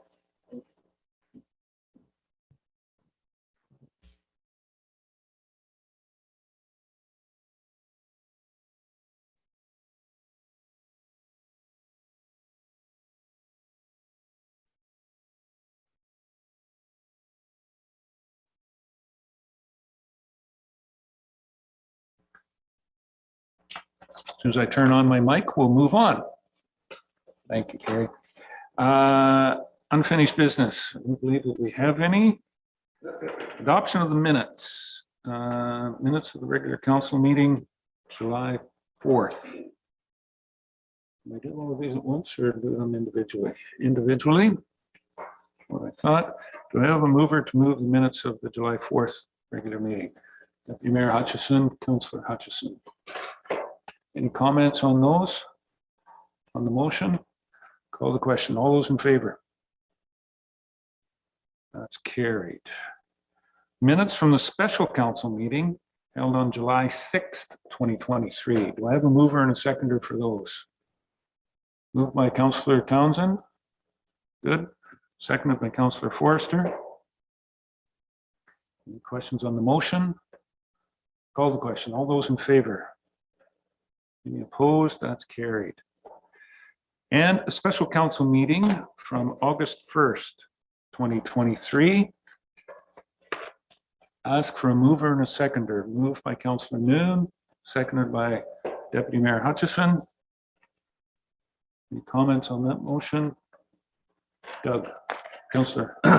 Yes, this was the meeting that we were looking at strategic plan, which myself and Councillor Townsend were not at. And in this plan, during this time, our CAO provided our council and staff with a summary of completed and ongoing projects, initiatives to consider when developing the strategic plan. And she also highlighted the accomplishments council and staff reached since 2020. I'm wondering if Councillor Townsend and I could receive a copy of those, since we have not received those. I believe that would be a yes. We could certainly do that. I'd like to remind the counselor that this is on the motion. Is there any errors or omissions in that? Okay. Some comments that I would need. But we'll take note of that and the information we'll get to you. See that Sarah's nodding her head. Good? All right. Any other comments on the motion? Any errors or omissions? Call the question. All those in favor? Any opposed? That's carried. Committee and board reports. We have a number of Saugeen Municipal Airport minutes from May 17th, May 25th, June 7th, June 21, June 28th. Pretty much a weekly time you're there, Mr. Hutchison. Tom, you want? And the West Grey Police Services Board, June 12th. We can do those all in one. Very good. Tom, you want to move? Thank you. Deputy Mayor, move those. Yeah. Oh, sorry. Okay. We have a seconder for those. Councillor Forrester. Scott, thank you. Any errors or omissions or comments on that motion? Tom. Just a quick question. I'm see our minutes from the airport. They are coming out on a more frequent basis. I know we only met once in July, but are they delayed in getting here to hit the agenda? Because they look like they're batched up. And if they are, it is a delay at our end, I will certainly address that at our meeting tomorrow. Thank you. Through your miracles, yes. So as soon as staff receive them, they're placed on the next agenda for council's consideration for receipt for information purposes. So once we get them, we then put them on the next agenda. So these all came within, I want to say, a week's time of each other. This was the next available meeting, so here they are. Okay, I will address that tomorrow and make sure that within basically 48 hours, because I know Dave's on it pretty quick, the chair. We'll make sure that you receive them within 48 of completion of our meetings. Thank you.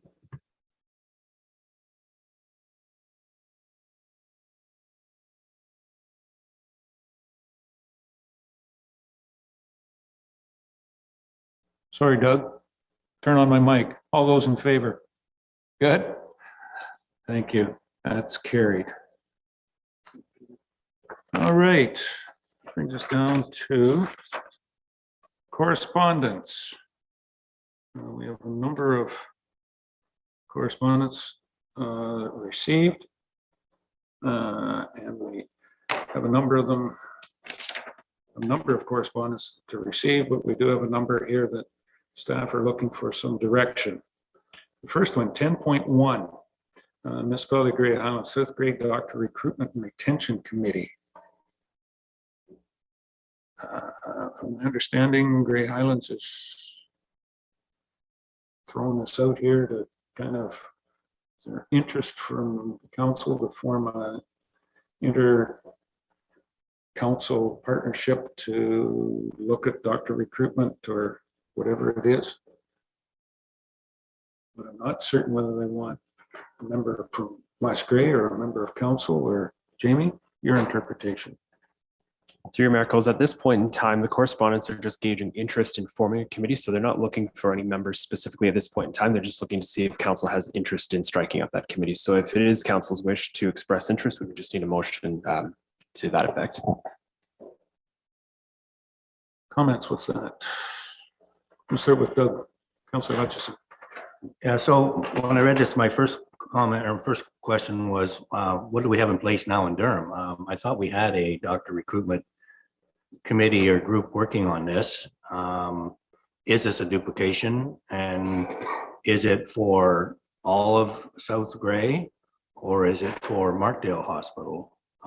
Because I know there's a real competition out there these days to get doctors in many, many areas. So I'm curious about what it's for and what are we doing at the present?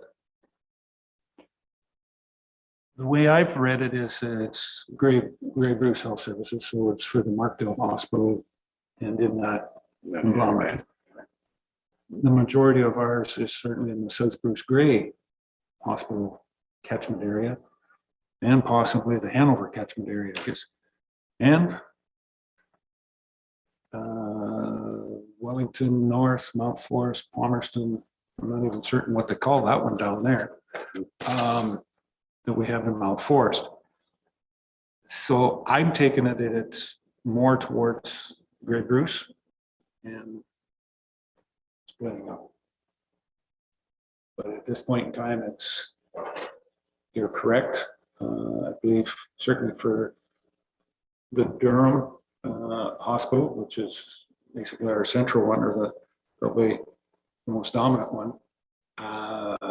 The hospital foundation at this point in time has a doctor recruitment committee that we're support of, not maybe financially, but certainly, well, I guess it was financially, but I think we did put some money towards that during our budget process. So that's where we're kind of located right at the present moment from a council perspective or corporation. Joyce? Sorry, hang on. Well, thank you. Mine wasn't so much question, but in reading this, it does show Grey Bruce Health Services and Southeast Grey Community Health Center. Are those not two different service groups? Okay. In saying that, I was just raising my hand to support by resolution. I was going to make that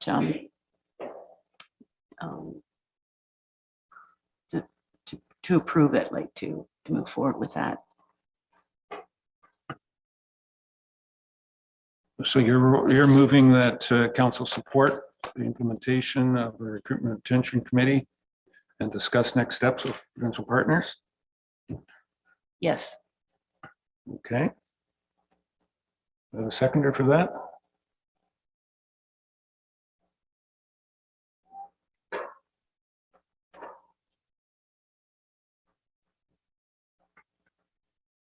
Going again, do I have a seconder for that? Failing to find a seconder. We won't admit that motion. Jamie. It's through you, Mayor Eccles. If there's no seconder for this and there's no subsequent motion and council just wishes to receive it, a motion to receive would be in order.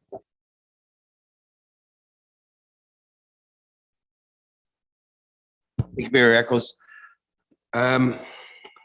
It's my understanding, I was at the Durham Hospital Golf Tournament on the weekend, that there is communications, just so everyone's aware, and very open communications throughout Grey County for doctor recruitment. And I think they've had some success, and it looks like they're kind of connecting the dots, and they're starting to talk the same language. I do know for a fact that there was 3 municipalities within Grey, it could even been 4 within Grey County, that kind of had a bit of a meeting or a little powwow brainstorming on doctor recruitment as well. And I believe that's what our Durham Hospital was able to get into into that fold. Myself, I've asked that working group up at the county expands the boundaries and allows all of the Grey County counties and towns to participate in that. So I think that's going to be coming forward. So I think there's a lot of things that are starting to come together around this doctor recruitment. My whole angle here is we all got to talk the same talk. We can't compete. We got to work together in unison, and we got to draw them into this area. So I would put a motion forward that we receive this. And I don't need to go any further. I'm waiting for more information to come down. So I would certainly make a motion to receive at this time. Thank you. Got a motion to receive. I have a seconder for that one. Councillor Hutchison. All right. Any further comments on the motion? Joyce.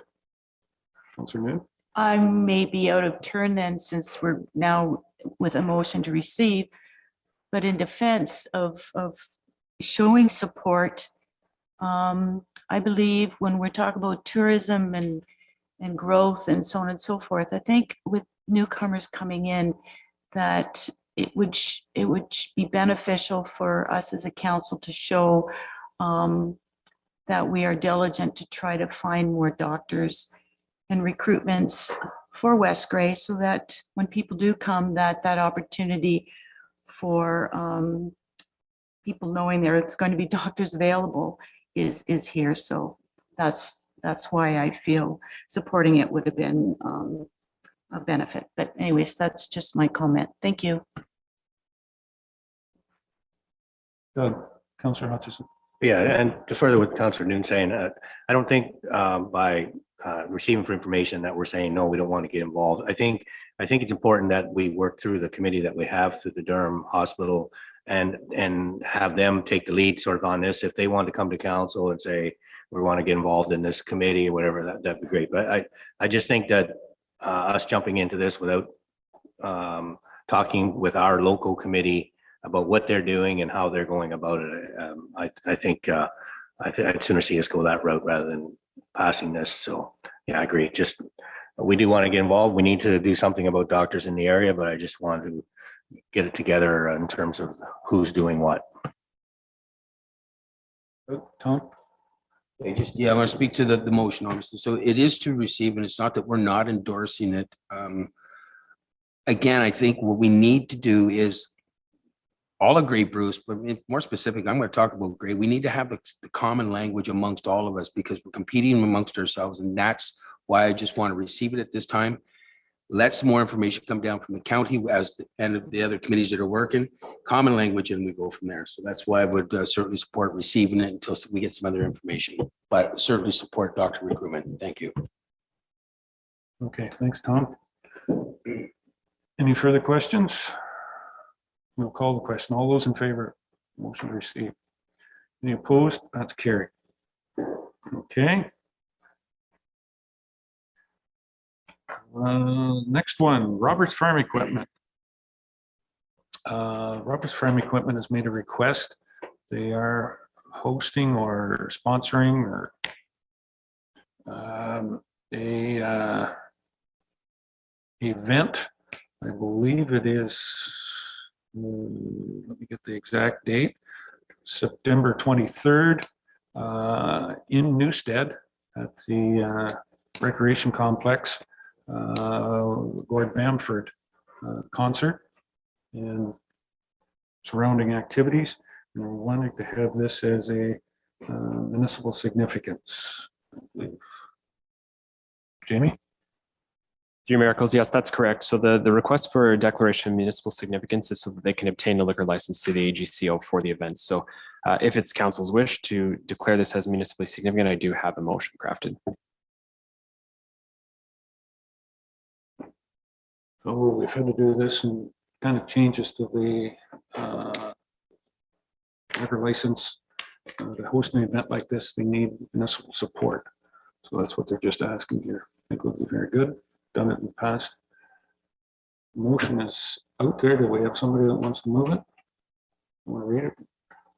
Certainly, through your Miracles, what I have is that in consideration of correspondence received from Sarah Vinote, apologies on the name, Roberts Farm Equipment respecting a declaration of municipal significance for the Gord Bamford Canadian Dirt Tour being held on September 23rd, 2023 at the Newstead Arena. Council declares the event to be of municipal significance.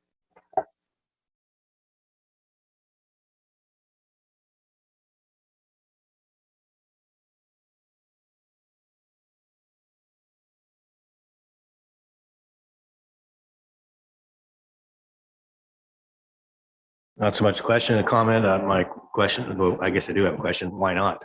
I think it's an excellent economic development opportunity and it's for a good cause. So I don't see why we wouldn't support it. Good. Councillor Townsend, Doug? See your hand up? No, your mics are off again. So that's I noticed that. Yeah. I'm Okay. trying to get back into that form. Anyways. The no motion has problem. been. No question. I support the motion. Okay, been moved and seconded. Still have quorum. Ask if there's no further comments. Call the question. All those in favor? Opposed? That's carried. Bennick Plowman's Association donation request. Bennick Plowman getting ready for the plowing match. And they are asking for support as the municipality has done in the past. Would like to say that from the Director of Finance, I believe we have a donation policy and a certain amount of budget, but that budget has already been used up. Am I correct in that, Carrie? Yes, Your Worship, we have fully allocated the 2023 grants to organizations budget. Councillor Hutchison. Yes, can I ask what we have given to this group in the past?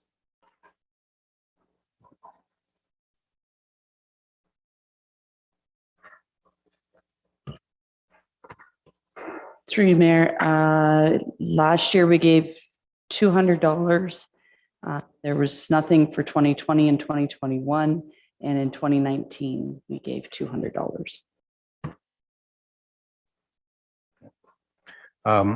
Yeah, so I agree that it looks like our budget has been used up. I think I look forward to next year when we take all the applications and we look at them at the same time. We need to get that message out there to our community groups that there's going to be an application process. It's going to happen in the fall. And everybody's going to have equal kick at the cat, if you like. Because before this year and in the past, it's sort of as they come in, we looked at them, we decided whether we're going to give the money or not. But as the case is in this case, some get left out, some get missed because they come in at a later date or whatever. So if we do it up front, all together at the same time, hopefully that'll equalize it a little bit. But in the meantime, since our budget is gone, I'd be willing to put up a personal donation towards this group. Thank you. Okay. I'll let you do that on your time outside the council chambers. Okay. Carrie. Just for council's information, those letters have gone out to organizations that we have on the list, advising them of the new program for 2024. Excellent. Thank you. So I'll need a motion to receive this for information. Jamie? Do I have a motion for that? Moved by Councillor Noon, seconded by Councillor Townsend. Thank you, Doug. Vice, any questions on the motion? Call the question. All those in favor? Any opposed? That's carried. All right. Grapers Hospice, Inc. Request for financial support.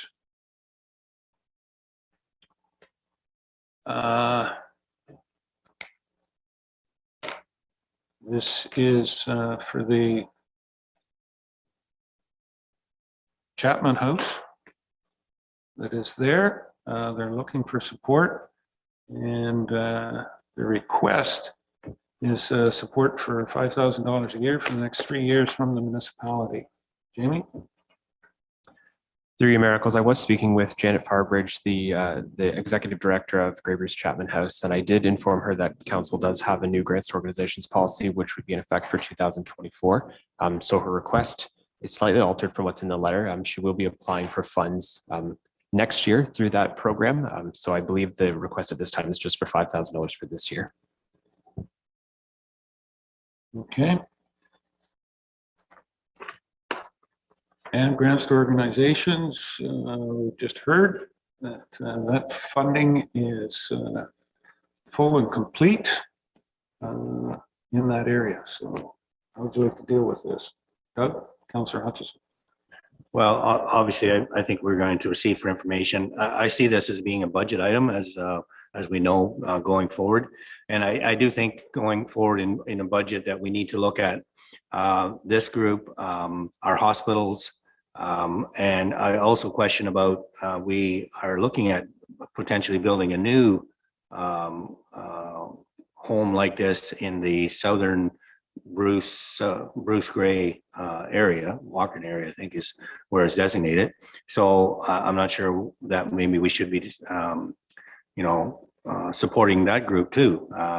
But I do think it's something we need to look at, maybe a separate budget or line or something to get this out of this, taking away from, the Plowman's Association where they're looking for small sum, whereas our hospitals and these groups are looking for large sums. I do think we need to look at it in terms of different budget items, different budget lines. So I would make a motion that we receive this for information and look at it in the next budget. The motion moved by Councillor Hutchison to receive for information, seconded by Deputy Mayor Hutchison. Any further comments or questions on the motion? Call the question. All those in favor? Any opposed? That's carried. Okay. The next one is a request to recognize Ontario Library Week from our library. I think that they're looking for this as a declaration from the municipality. They're not anything else or financial on that. Jamie.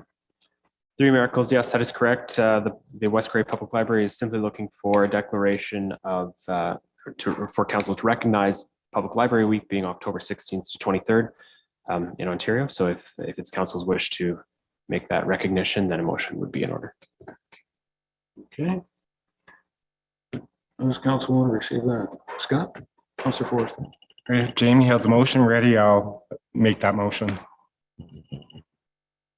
So Three Miracles, what I have is that in consideration of correspondence received from Kim Stores, West Grey Public Library CEO/Chief Librarian, respecting a request to recognize October 16th to 20th, 2023 as Ontario Library Week, council recognizes October 16th to 20th, 2023 as Ontario Library Week.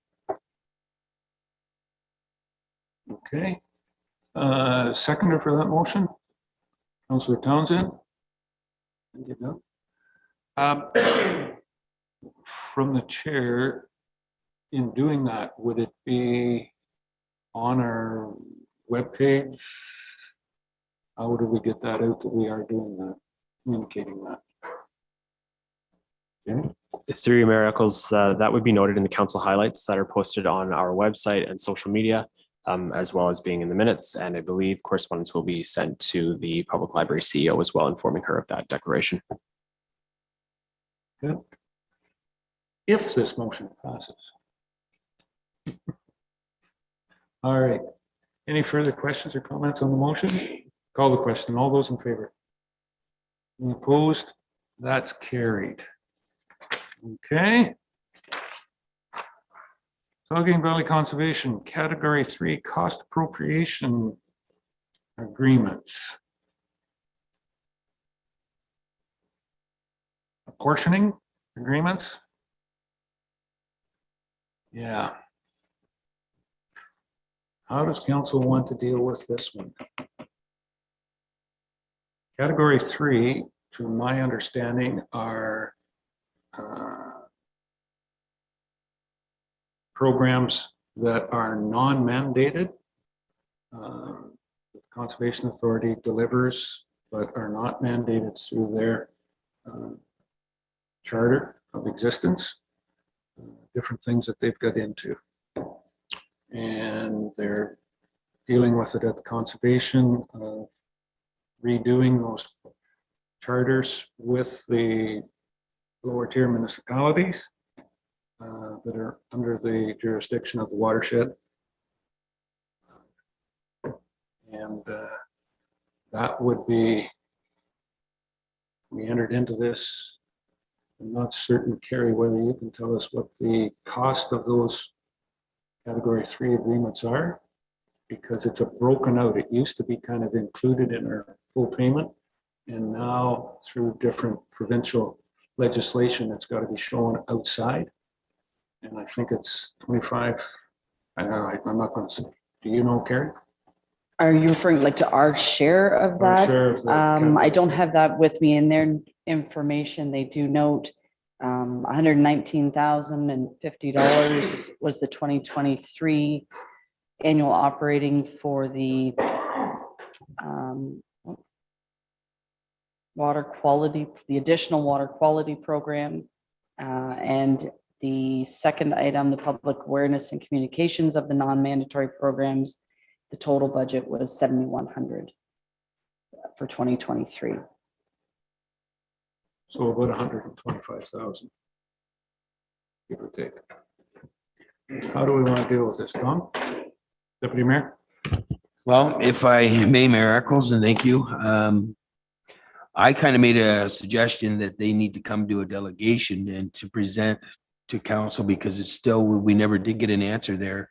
If one of the municipalities in the watershed at the SPCA did not want to participate in this category 3 funding or this model that they presented, then one doesn't, the rest shouldn't as well. Or if you got 3A and the rest are not. So it's a real fuzzy area, but I've asked that they come and do a delegation. One is the financial impact, because if we don't do the category 3 or nobody does, there should be a reduction in the fees going to their levy, so the levy that we send to them. And if we have to do more, or if we take category 3, then what's the cost for that? And that's clearly not in here. So I would like to put a motion forward that we receive this and we ask for the SPCA to come to a delegation to explain the category 3 and what the services or the cost would be that would be around these. And then we'd have a much easier way of determining what we want to do or which way we want to go, because this doesn't have it all here. Thank you. Through your miracles, what I have then on that is that in consideration of correspondence received from Jennifer Stevens, Saugeen Valley Conservation Authority General Manager / Secretary Treasurer respecting category 3 cost apportioning agreements, council directs staff to request a delegation from the SPCA on category 3 cost apportioning agreements.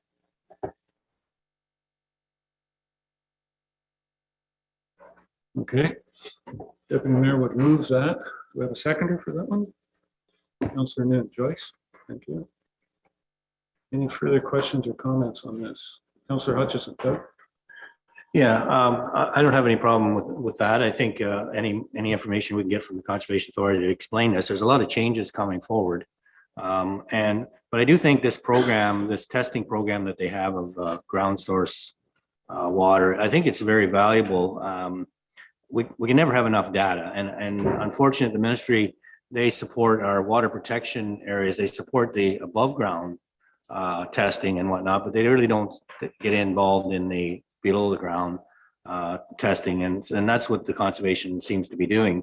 So I think it's a valuable program. Hopefully the other municipalities will get involved in it, but it'd be nice to hear a little bit more information for sure, and because it all adds to making sure that our water is safe, and I think it's important. I did want to make a mention about category 1 program because they threw it all out there. There was a huge document, as I had mentioned before, that getting through the 400 pages of agenda was a bit of a challenge. And some of these documents are large, and I did talk to our clerk that maybe if we can get some of them ahead of the agenda, that would help getting through it. But anyways, category 1, they talk about flood protection. And that is an area we've already had some delegations about talking about flooding and climate change. So it is one that's changing a lot. And I think it is a challenge, and they talk about how the warning system would work and methods to warn the public and so on. I think it is a challenge given our time that we're in. And I think that one, category 1, I believe is the ministry is funding, and it's one of the priority ones, which is great. But I see some of the other ones, we need more information for sure. So I'd be supportive of that. Just as a slight bit of clarification there, the ministry doesn't support very little of category 1, and they support very little of the conservation authorities. It's less than 5%. Category 1s are the mandated ones from the province that SVCA should be in. I just add that once you get down to category 2 and category 3, in my mind, category 3 was a mission creep of the conservation authorities jumping in, as you said, to water, certainly from the past Walkerton experience. But our safe water designation and whatnot, by getting into this, how has that impacted on the delivery of their mandated services? All of a sudden they're out here doing this. And I won't get into my thoughts on where the conservation is and where they shouldn't be, but I'll leave it at that. That's what I have a problem with category 3. Joyce? Well, thank you. I was just wondering, Appendix C, cost apportionment of water quality program by municipality. I noticed where our apportionment is about third on the, looking at the municipalities. Just wondering, and I guess this is a question for Saugeen Valley, where they come up with those numbers? Is it based on West Gray's, like how big we are?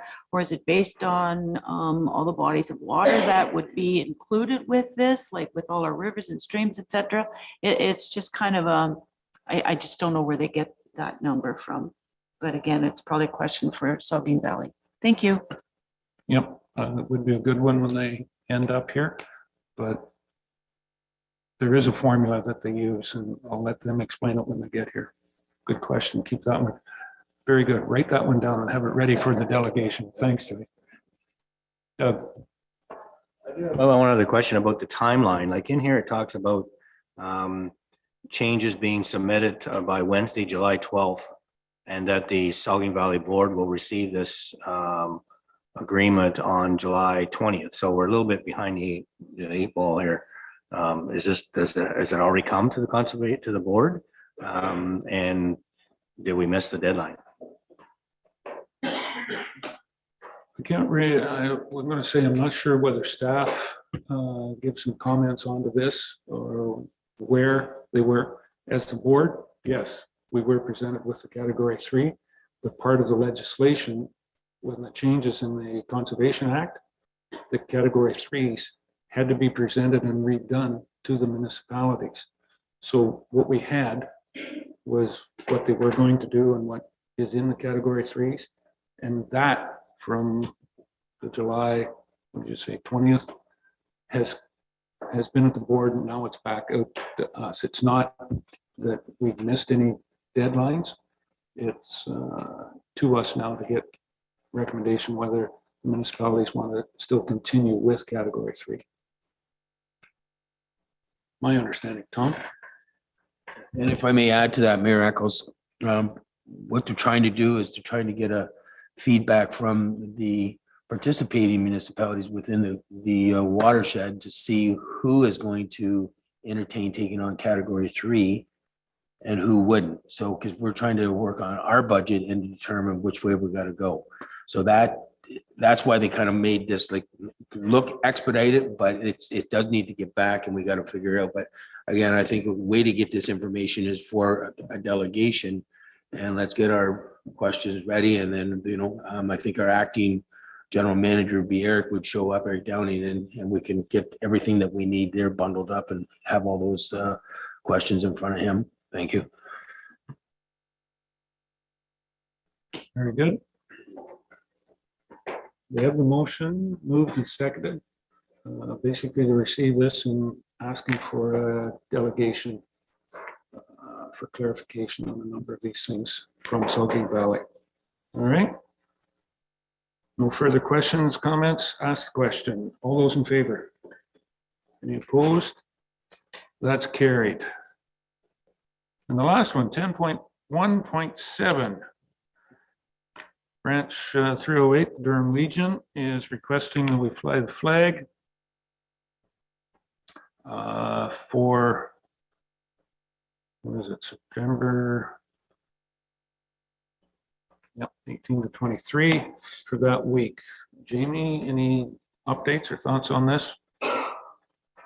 Through you, Mayor Eccles, yes, the request is to fly the Legion flag for Legion Week at the municipal office. I will note that the Legion Week runs from September 17th to 23rd. However, the 17th is a Sunday, and the Branch 308 would like to do a flag raising ceremony at the municipal office on the 18th. So they're looking for that flag to go up on the 18th if council approves this.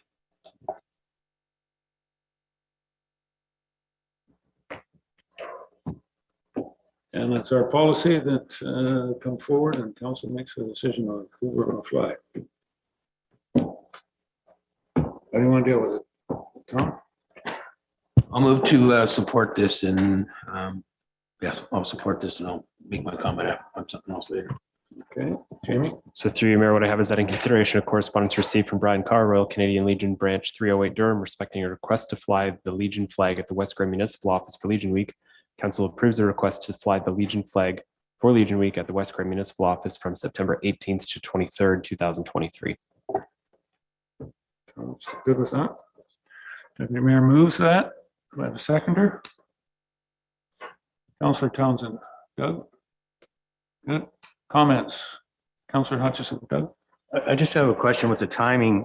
Seems to me we saw an email that something about the office being closed and staff being involved in training on September 18th. Do I have that date right? And I'm just curious whether that involves the people that we would need to raise the flag. Jamie? Through you, Mayor Eccles, yes, that is correct. The office is closed on September 18th for staff training. However, we will make sure that the flag is available and that someone is available to assist with raising that flag. Okay.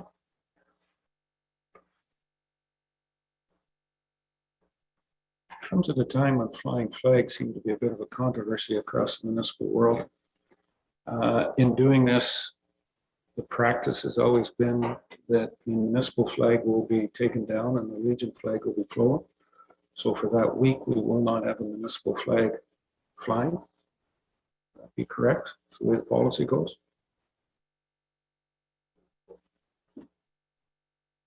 Yep. Well, we've got 3 poles. One has a Canadian flag, one has a provincial flag, and one has a municipal flag.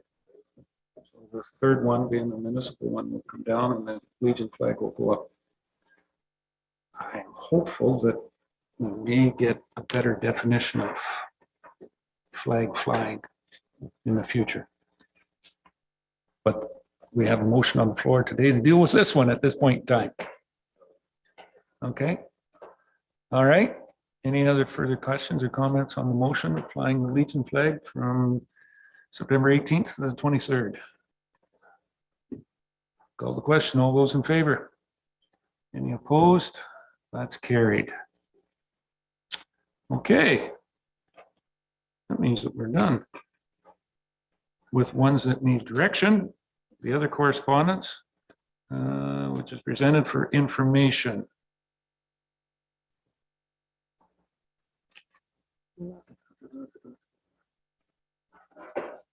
Jamie? Through your miracles, if there's no specific item contained within the information pack that council wishes to pull and make a motion on separately, we can receive them all at one time.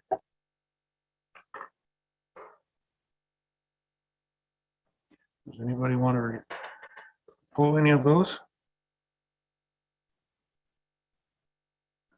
Councillor Hutchison. Doug? Not necessarily pull, but I have a question or comment regarding 9 and 10.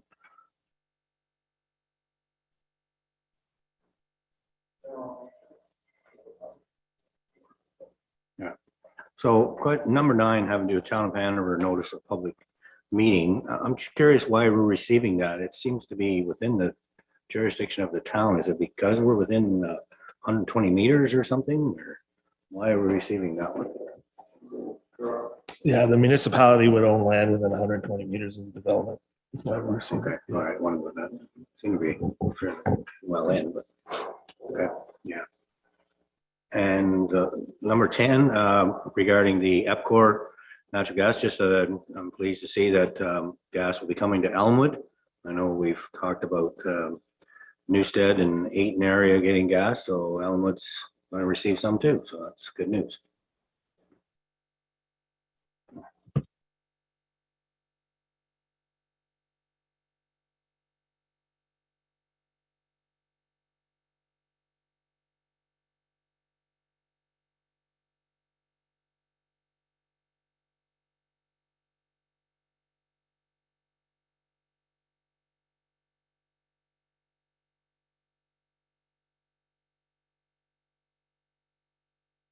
Sorry, Doug. All those in favor?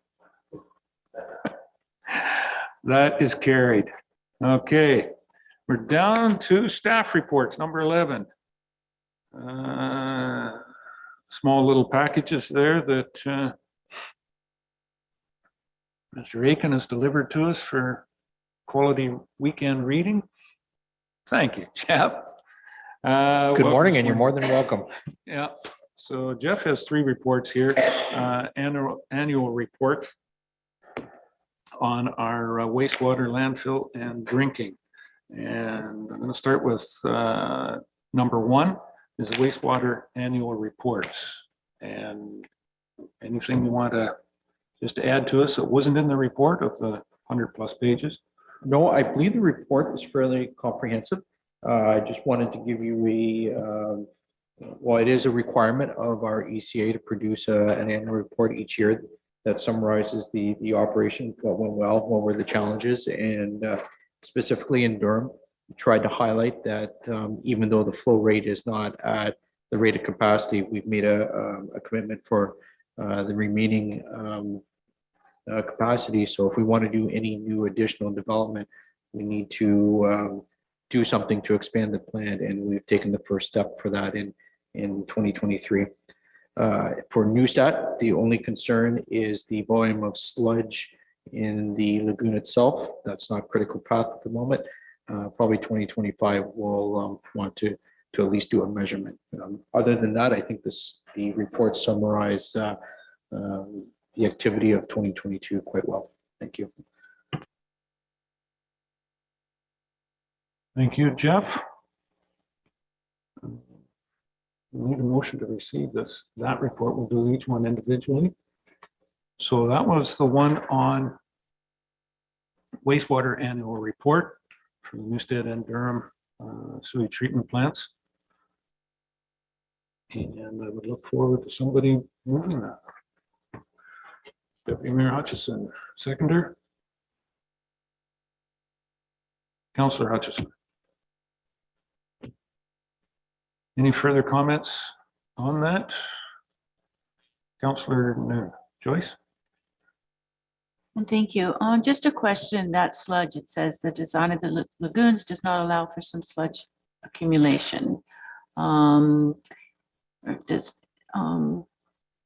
Because of the cost.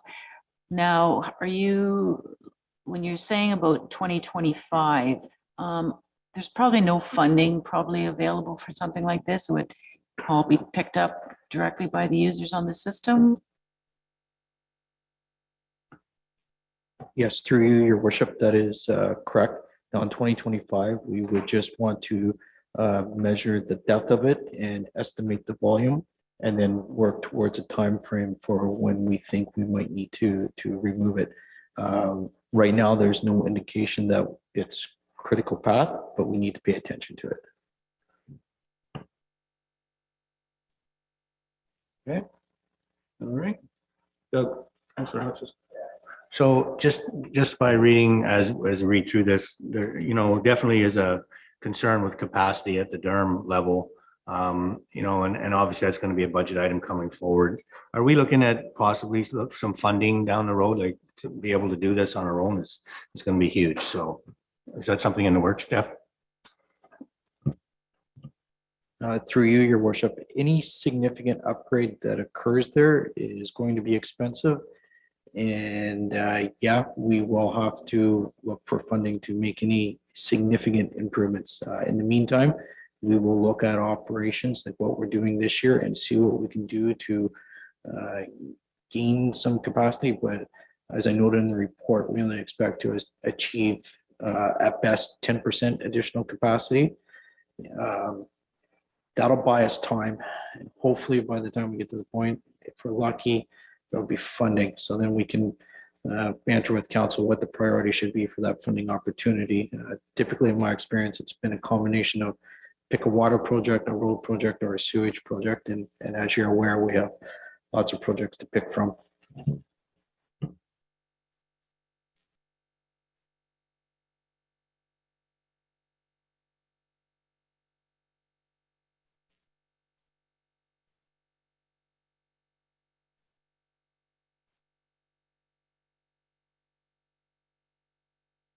Sorry, Doug. All those in favor of receiving? Thank you, Mr. Townsend. All right, that's carried. Landfill annual monitoring reports. Starting on I don't know, page 300 and something. Was it 319?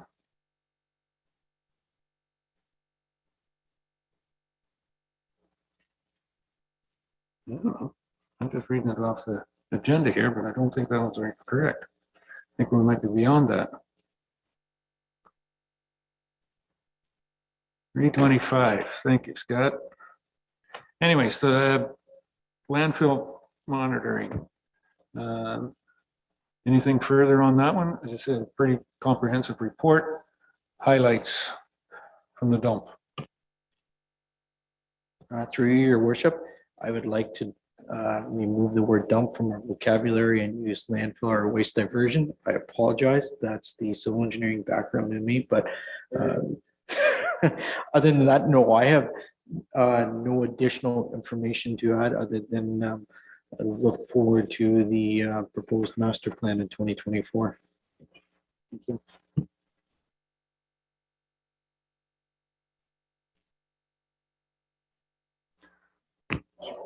Yes, sir. Any questions? Go. Looking at the long-term plan, I agree. It'd be nice to have look forward to a long-term waste management plan. But given that the government doesn't seem to be too willing to give out new licenses for landfills, what's the potential that Ventic that we could expand there? I guess we'd have to apply for approval, but Ventic seems to have extra land. Is that something that we're potentially looking at in the future? Through your worship, when you do the master plan, the first kick the can when you're setting the table of contents, all options should initially be discussed. Some will fall off the table depending on how complicated and expensive they are, but I would envision or I would anticipate that the first draft version would consider that and comment if that's a realistic option to move forward or not. Thank you. Okay. Multi-year program for sure. Okay. Good. Tom. Go ahead. Thank you, Mayor Eccles. Just a quick question. Just wondering if we've been able to find any market for the bale wrap. Last time I was out, it just seems to be a growing concern. So has there been any markets introduced in for recycling that yet? Through your worship, yes, our environmental officer has been recruiting a pre-COVID collector who's in the process of starting to ramp up his bale wrap collection again. Sometime this fall, he will be making a visit and working with us, and hopefully what we hope is a long-term plan on how to handle this. And if I just a quick follow-up, we know that obviously with the fire that happened at the landfill, that obviously the center of that is going to be probably a pretty solid chunk. So we have a solution for that? I would assume it all melted when the landfill fire did happen. So that's going to be a bit of a challenge, I would guess. You're correct. I expect that to be a challenge that we're going to have to address. And probably the master plan is the most appropriate place to at least start a review on how to move forward. Joyce? Councilor Minnick. Well, thank you. Under the NORMB's annual monitoring report, I'm just looking under the recommendations, and of course, this is probably based on 2022's, but it says we recommend that formal closure and capping operations are completed as per approved closure plan. Will that be completed in this current year? That is my expectation, yes. It also outlines about the monitoring will be done on like twice a year. And I apologize, I didn't get looking at Newsteads and Glen Elgs, but because of the closure of those two sites, is it just being done once a year now or twice, just to help reduce costs? And if it is being still done twice, is it something that we can take to the get our certificate of approval change that for cost savings to having it done once a year? So in terms of the Newstat one, that is a constant conversation back and forth with the MOE. Glenelg, I don't think we're far enough along yet to demonstrate that we're going to consistently be out of the reasonable use criteria limit, but that's something worth monitoring and analyzing each year. In terms of Normanby in the staff report, I noted one cost to benefit analysis I want to complete as part of the master plan is to determine Normanby, because it's a larger site, if there's any opportunity to create some additional capacity there. And by that, I mean the bulk of its landfilling activity occurred at a time where standard practice didn't include sorting, recycling, for example, and a significant amount of compaction. So part of the master plan would be to evaluate if that's an option for Normanby. Based on if it is, I would not expect the MOE to entertain a reduced sampling program. In fact, they'll maintain it, hopefully not make it more stringent. Yes, I would understand that Norby's would be continuously, like, because it's not typically a closed site. Right now, it's just closed to the public. But yeah, I realized that the monitoring reports would still be done twice a year. It was just the other two sites. I thought if there's any way we could have a cost reduction, that would be beneficial. I assure you, it is a constant conversation with the MOE as we're preparing the annual reports. Our consultant is very proactive on what is a best management strategy specifically for the closed ones that aren't demonstrating or are past their expected negative impact period. Newstat would be a prime example of one where is sampling even really required, and that's a constant conversation point. Okay. Councillor Doug? I had one more question. What does mining look like in terms of the landfills, and how does that work? Like, can we recuperate some recyclable material of that, or how does that work? Through you, your worship, it would be my expectation that we would initially excavate some test pits to try to guesstimate as best we could of what material could be pulled out of there, scrap metal, tires, etc., for example. And then at that point, the material would then be removed, and only the material that we would typically landfill today would be put back. We'd bring in our compactor and do it in lifts to try and get it significantly more dense. I doubt we would be allowed to go any higher than what we currently can, and I don't think we'd be allowed to go outside the footprint. It's about trying to create some space somehow. Mining probably means excavating in this case to pull material out of there that might be of value now. I'd just like to add, I think that the county of Simcoe is maybe one of the lead municipalities on doing that. They've done it for a number of years. It's not cheap, but I think Jeff is exactly right. The landfill ideas from 50 years ago, whether it was paper, a lot of that recycling stuff has to come out, but it's a difficult process to separate and whatnot, but you can gain some space by doing it, but it's not cheap. It could be budgeted out. Okay. We have that motion moved and seconded? No. We've had a great conversation about it. We got it on the floor. Do we have a mover and seconder to receive the landfill report? Moved by Councillor Forster, seconded by Councillor Townsend. Any further questions on the motion on the floor? The report, call the question. All those in favor? Any opposed? That's carried. Okay, Jeff, starting at 3:23. And we're not talking AM or anything like that, but the water reports are there from drinking water systems and the inspection reports. Any Anything further than what's in the report? Highlight? I am pleased to finally bring you a report that is positive, where I didn't have to write about a problem and create a solution. So I'm proud of the effort that our operating authority makes to run our systems.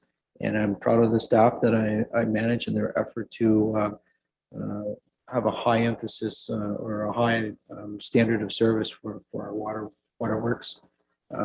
Receiving an inspection rating of 100%. And that's the first time in my educational professional career we're getting a 0. The risk rating is something to be proud of. So, in a summary, that's the report. Yes, a very excellent report. And great work from staff and our contract firm that's keeping us all up to date. I have a mover to accept this report as presented. Moved by Councillor Noon, seconded by Deputy Mayor Hutchison. Any questions or comments on this? Other than you've set the bar high, I want to see the same thing next year again. That is our goal. Good. All right, thanks, Jeff. Okay, no further questions on that motion. I'll call the question. All those in favor? Any opposed? That's carried. Thank you, Jeff. Anything else? No, nothing else, and you're welcome. Very good. That brings us down to questions. Number 12. Any questions? Deputy Mayor Tom. Well, this goes back to an agenda quite a few years ago, but I was wondering at what time we would be able to bring forward the West Grey flag policy again for discussion. Amy?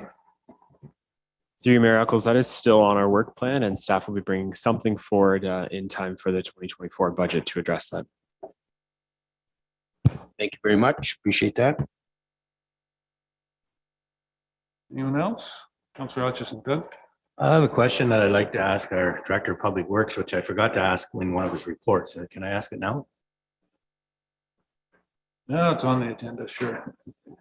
So, Jeff, the one of the Newstead, the capacity that we have more wastewater going in than source water going out. Smoke tests. We were going to do some smoke tests on infiltration. Where are we with those? Do you have any report on that? Through your worship, there's nothing budgeted for 2023. Staff have identified several manholes that were showing inflow and infiltration. They have made most of the repairs and continue to work on those repairs. What we'll do at the end of the year prior to preparing budget, we will look for what I would call more smoking guns, like a leaking or inflow and infiltration through the manhole itself. And if there's nothing obvious, then we have to start moving on to next steps, such as smoke testing. That would be a prime example on how to move forward, but there's a cost associated with it. And it usually involves a contractor. So we're trying to do the obvious fixes first. Because I think at one point I thought we did allow or did pursue some smoke testing. I thought it was in the budget actually, and it was had to do with residents draining their eave troughs into the water, stormwater, or into the not stormwater, wastewater. And I thought we did some of that, but you don't have any record or on that. I would have to dig into that a little bit and get back to you on that. Thank you. I do agree with you. It has been a concern. We treat somewhere between 3 and 4 times the amount of water that we produce in Newstead. Made it in, I don't know whether we've got it down from that. It used to be that's what it was at one point in time. So something to continue working on. Yeah. Okay. Scott. Question. All right, I'd like an update on the notice of motion regarding declaring items surplus and the sale of those items.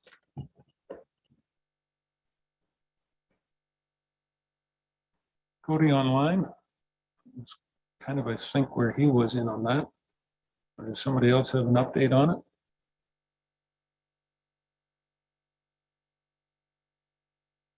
Jamie's going to stick his neck out on this one.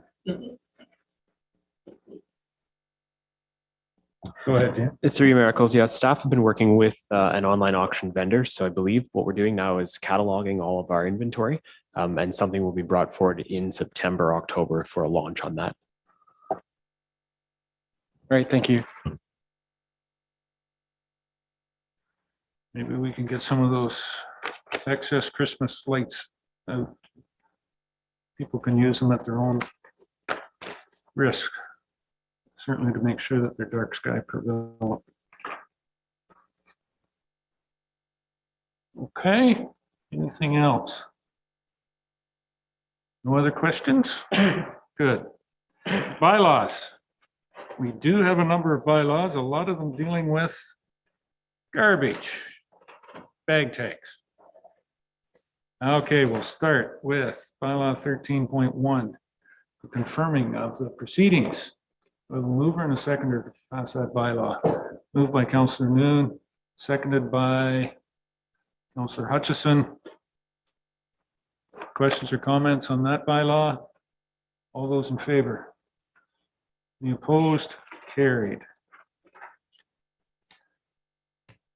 Garbage bag tag vendor distribution agreement between Pioneer Gas Bar and the corporation. We have somebody that would like to move that. Moved by Deputy Mayor Hutchison, seconded by Councillor Forster. Any questions or comments on this? All those in favor? Any opposed? That's carried. Bylaw 2023-78, garbage bag tag vendor between Ultramar, Durham, and the municipality. We have a mover and a seconder. Moved by Councillor Townsend, seconded by Councillor Noon. Any questions on this one? Joyce, Councillor Noon? I hope can ask the question, but just generally, because they're all coming forward today for their agreements, were they aware of the increase in tags, or will they only find that out when the agreements get signed by the vendors? Jamie? Three Miracles. Yes, staff have been communicating that all fees will be going up, not all fees, but many fees within the fees and charges bylaw will be going up on September 1st. Staff have also drafted a letter to all of our current garbage bag tag vendors that will be distributed to them to make them aware of the new fees so they can prepare in advance of that. Okay. So on this one, 2023-78 with the Ultramar Durham. Moved, seconded. Call the question. All those in favor? Any opposed? Carried. 2023-079 garbage bag between Ayton Auto and the municipality. We have a mover and a seconder for this one. Moved by Councillor Forster, seconded by Councillor Townsend. Any questions on the motion? Call the question. All those in favor? Any opposed? That's carried.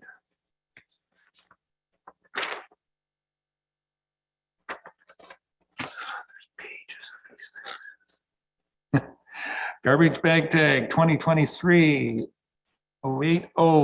between the Ayton Food Market, Inc. and the municipality on garbage bag tags. Moved by Deputy Mayor Hutchison, seconded by Councillor Noon. Any questions on this motion? All those in favor? That's carried. 2023-081 garbage bag tag between Beckenhauer's Garage and the municipality. We have a mover for that. Moved by Councillor Noon, seconded by Councillor Townsend. Any questions? Call the question. All those in favor? Declare that carried.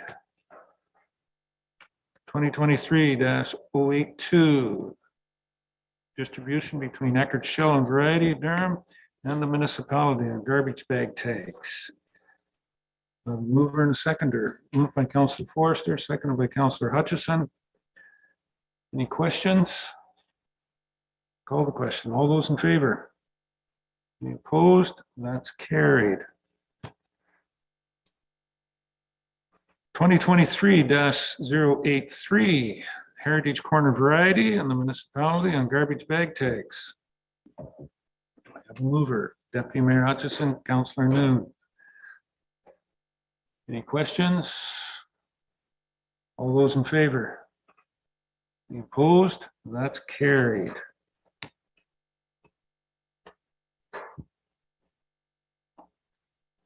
Garbage bag tag 2023-084 Home Hardware Store in Markdale.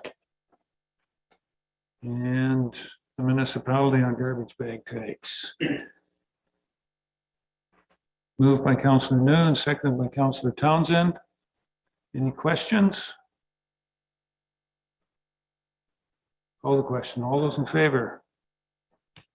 Any opposed? That's carried. 2023-85 garbage bag tags between Circle K, 10-4 Junction, and the municipality on garbage bag tags. This is the circle at just north of Hanover, I believe, in the county road. Just for clarification on that one. Do I have a mover and a seconder? Moved by Councillor Noon, seconded by Councillor Townsend. Any questions? Call the question. All those in favor? That is carried.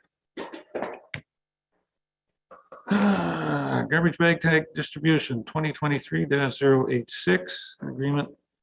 Refill Gas Inc. and West Grey garbage bag tags.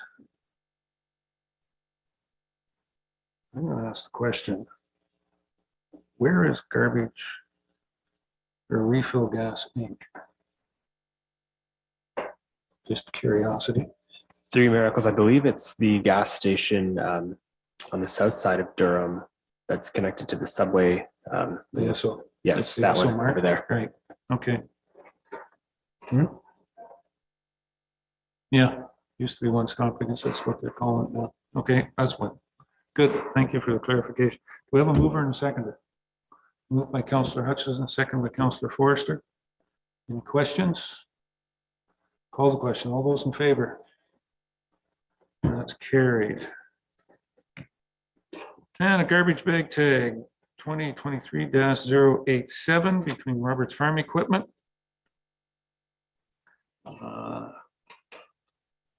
Mount Forest. And the municipality. Just for clear, moved by Councillor Noon, seconded by Deputy Mayor Hutchison. Is this just for the Mount Forest one, or just because that's where it's registered? Through your miracles, yes, just because that's the address that they gave us for registration. Roberts Farm Equipment would be permitted to sell tags at whichever of their locations they choose to. Yeah. Joyce? Oh, just in response to that, Roberts Farmer Equipment used to be on the West Grey side, and then they moved, so they continued to sell the tags because now they're on the Southgate side, where they sell these tags. Yep. Yeah. Yeah. For that one. And Yeah. then they still have the one Yeah, up I there. don't know if they sell them out there, but they may. Yeah, I think that that's what this incorporates, that they could do it at both. Okay. That one's moved and seconded. Yep, good. I'll call the question. All those in favor? Any opposed? That's carried.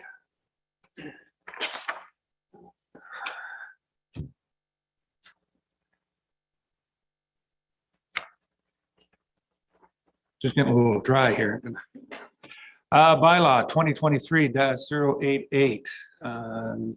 Rag tag vendor distribution, Weber Family Holdings and the municipality. Obviously from here it's Newstead Spring Prairie. Do I have a mover and seconder? Moved by Councillor Forrester, second by Councillor Noon. Any questions? Call the question. All those in favor? Carried. 2023-089, Wellback Sawmill, garbage bag vendor with the municipality. Moved Deputy Mayor Hutchison, seconder. Councillor Townsend. Any questions? Call the question. All those in favor? Any opposed? That's carried. Oh, a little different. Bylaw number 2023-090, construction, demolition, and change of use permits, related matters pursuant to the Building Code Act. Do we have a mover and seconder for this bylaw? Moved by Councillor Forrester, seconded by Deputy Mayor Hutchison. Any questions or comments on this? Seeing none, call the question and all those in favor? That's carried. Stop up, bylaw number 2023-091, stop up and close municipal road allowance in the township of Bentic. We have a mover and a seconder for this bylaw. Moved by Councillor Hutchison, seconded by Councillor Forrester. Any questions or comments on this bylaw? Call the question then. All those in favor?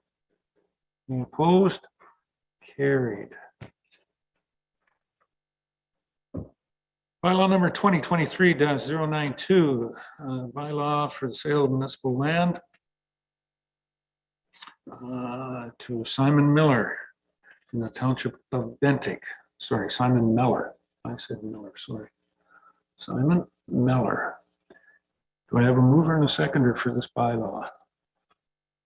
Moved by Deputy Mayor Hutchison, seconder. Councillor Townsend. Thank you. Any questions on the motion? Call the question. All those in favor? Any opposed? That is carried. Bylaw to amend zoning bylaw number 37-2006. Bylaw 2023-093 between Tiffany Development Corporation, Bruce. This was recommended through the planning process, I believe. I have a mover and a seconder. Moved by Councillor Forrester, seconded by Deputy Mayor Hutchison. Thank you. Any questions or comments on this motion? Councillor Hutchison. Doug? I'm just curious. Some of these seem to be a little bit dated, or seem to me we've had discussions on these previous. Did we get held up a little bit on some of these, or is it standard like that? This one and the previous one seem to be in the works for some time. So we are just cleaning up some things that have been running a bit late. Is that the situation? To your miracles, yes, that is correct. Sometimes zoning bylaws, once the public meeting has been had and the recommendation report has been brought forward, it can take some time before the bylaw comes forward. This particular one is an administrative oversight that needed to be corrected. So it's being brought forward today to get that corrected so that the notice of passing can be sent out for that 20-day appeal period. Okay. Thanks for the clarification, Jamie. I'm gonna turn him off. Have it moved and seconded. No further questions. I'll call the question. All those in favor? Any opposed? That is carried. And one that slightly got different. Another garbage bag tag vendor distribution agreement between Young's Garden, bylaw number 2023-094, and the municipality on selling garbage bag tags. Need a mover and a seconder for this bylaw. Moved by Councillor Forrester, seconded by Deputy Mayor Hutchison. Arms are starting to get a little sore, a little rubbery. Very good. Any questions on the motion? Call the question. All those in favor? That is carried. Very good. New business. That's it for bylaws, Jamie. We move on then to 14, new business. Any new business? None that I'm aware of, none that you're aware of. So we'll move on. Announcements.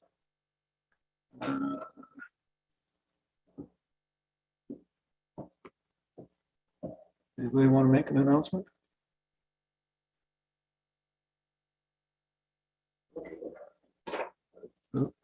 Doug had his hand up. Go ahead, Doug. Just to announce that our farmers market in Durham and Music in the Park have been moving right along. I think lots of people coming out to listen to music, and the farmers market is continuing to evolve. So I think a couple of successful programs there.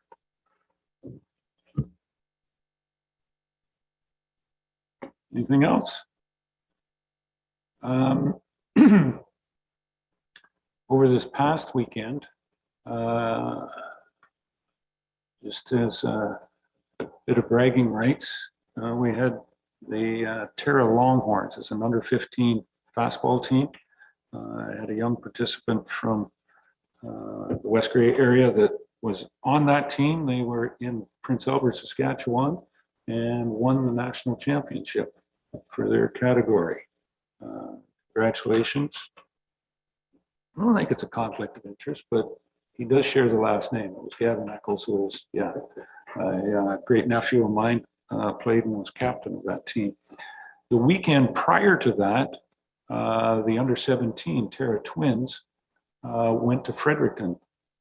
Fredericton, New Brunswick, played in the under 17 championships, and there was 3 individuals from West Grey that are on that team: Luke Marshall and Cody and Max Ron. And they were gold medal champions as well too. They were champions in the under 17. So quite remarkable that we would, in 2 weeks' time, we would have 2 teams in the area that had 4 individuals from the West Grey. Both teams are certainly not Terra Central and not Grey and Bruce Central either. The members are from various parts of basically southwestern Ontario, but we have 4 members on those 2 teams that were national champions. So congratulations to them out there. Great effort. And know that fastball is not dead, as some people seem to think that it is. So maybe our ball diamond usage would pick up, and Ms. Mighton, you might have trouble getting onto the diamonds as much as you do now. Anything else? Tom. Thank you, Mayor Eccles, and I'll pick up on that as a segue to, we actually have a team from Ayton, and the co-ed team that went, they played in Wingham a couple weeks ago and won that, and they went to Wasaga Beach this past very wet weekend, extremely wet from what I hear, and they actually won the provincial. So I just want to do a shout out, and there's a lot of, I think there was 5 or 6, maybe 7 of them rated from Ayton. So a couple out of Durham. I'm not sure what the whole group was, but I know they were soggy when they got back. So congrats to them.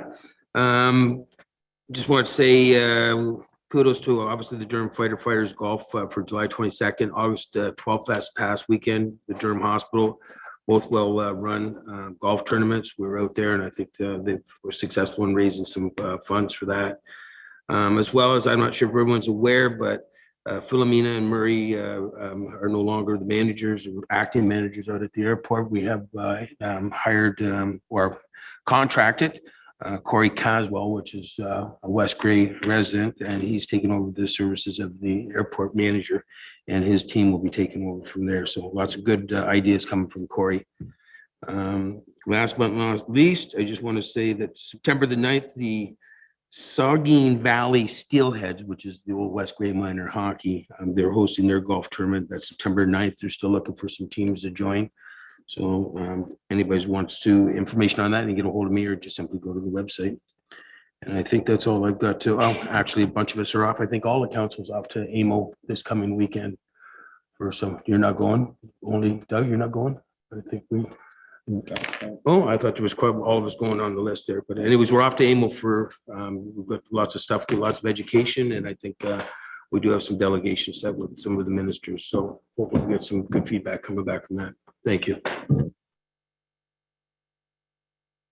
further to what you had mentioned before about recognizing some of our local athletes, are we going to get back to like giving out certificates and that type of thing? Is that still in the works? Because we do have some other provincial champions in our area that we didn't really recognize. I'd like to see us recognize those with some kind of momentum, whatever that might be. I would think it would be definitely something that we can look at, and I don't know whether it'd be our communications person or the community service individuals. So get Cody onto that one, and Sheila to help us out, see what we can come up with to do that recognition, because I think it certainly deserves it. That? Sure, you're going to. So to go along with recognition, I think we've thrown out there before and had a discussion. We used to do recognizing our volunteers in our community. We used to do a barbecue of some sorts or an evening get together, a meal, I think at one time. I'd like to see us get back to that also. If we maybe just throw that out there to the staff to think about it, and maybe we might do something, because we do have a lot of volunteers, and I'd really like to see us recognize them on a regular basis. Thank you. Okay, take that into account. Start with Scott, then Joyce. Scott? All right, the 163rd Durham Fall Fair is coming up on September 1st to 3rd. Look at their Facebook page for more information. And the Dark Skies Committee is having an event August 26th at 8 o'clock at the Durham Community Center. They're going to do a presentation with questions and answers, and then they're going to have some telescopes for after. And Joyce. Well, thank you. It's just a spin-off with the achievements with provincial awards. I'm one for historic, and I was just wondering if we had a registry here. It would be nice to kind of log all these people, and that, you know, we can look back on and have. So I was just wondering if that's something that staff maybe could incorporate, and we can log these as they're recognized. Thank you. Oh, that definitely sounds like a communications person's qualifications. You're getting piled on today, Sheila. Sorry. Good sound. Yeah, Councillor Townsend. Yeah, thank you, Mayor Eccles. One other group we need to recognize too, I see, as they say, you shouldn't believe everything you read on Facebook, but I'll believe this one. I seen on the weekend that the under 17 West Grey lacrosse team won the provincials and our Ontario champs also. So another team we need to recognize in West Grey.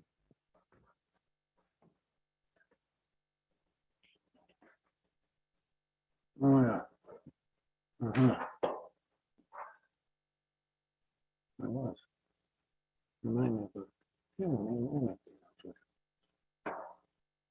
September 1st is the fees and charges bylaw. Jamie, just a little bit more on that. Zero Miracles, yes, that is correct. So the new fees and charges bylaw officially takes effect on September 1st, 2023. So for further details on the fees, visit our website. The bylaw containing the updated fees is posted there.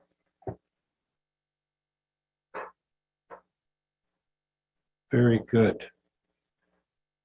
Anything else? Seeing none, thanks for bringing that one also up as well, Doug. And we'll see what we can do as far as getting, you know, a more formal recognition than just the announcements here. We do have a closed session. That's it. Jamie, maybe something else? Through your miracles, yes, just in the interest of timing, I think it would be appropriate to do a motion to go beyond curfew to 1:30 in accordance with the procedural bylaw, just to make sure we don't run into any time constraints. Okay. So what I have is that council hereby approves going past curfew to 1:30 p.m. in accordance with the procedural bylaw. Good. Mover? Yep, we'll do that. Moved by Councillor Hutchison, second by Deputy Mayor Hutchison. All those in favor? That's carried. Okay, before we move into closed session, let's take a slight break and have our minds clear when we do that. Get ready for that, okay? Got 5, so 12:30, let's be back for closed.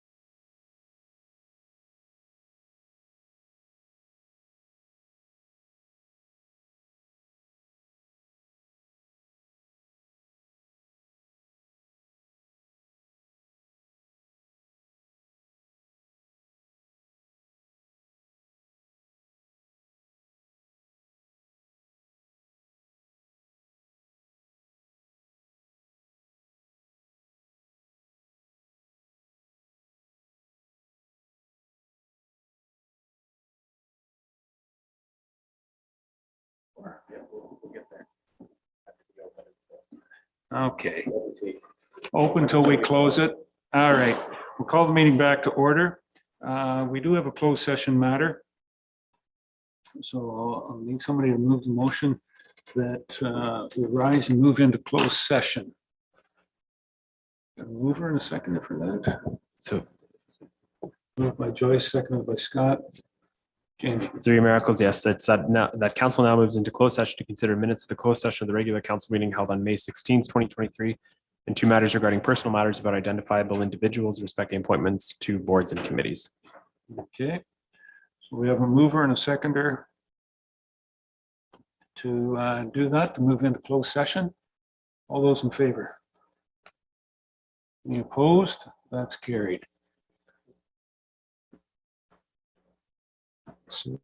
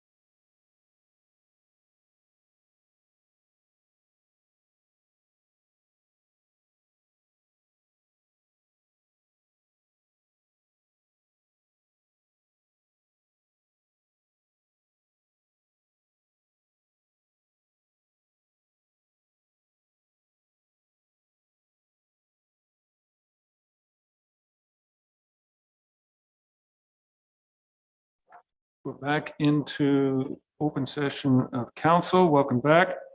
During the closed session, I'd like to report the council reviewed the minutes of closed session from the regular council meeting held on May 16th, 2023, and discussed two matters regarding personal matters about identifiable individuals respecting appointments to boards and committees, and direction was provided to staff. Thank you very much. Okay. With that, what else do we need, Jamie? Is that pretty much the end of the council for the day? Okay. Thank you very much for the work and your indulgence, everyone. And with that, that concludes the agenda for today for the council meeting of August the 15th.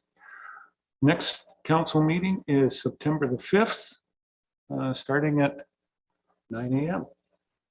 Welcome. Thank you very much, everybody.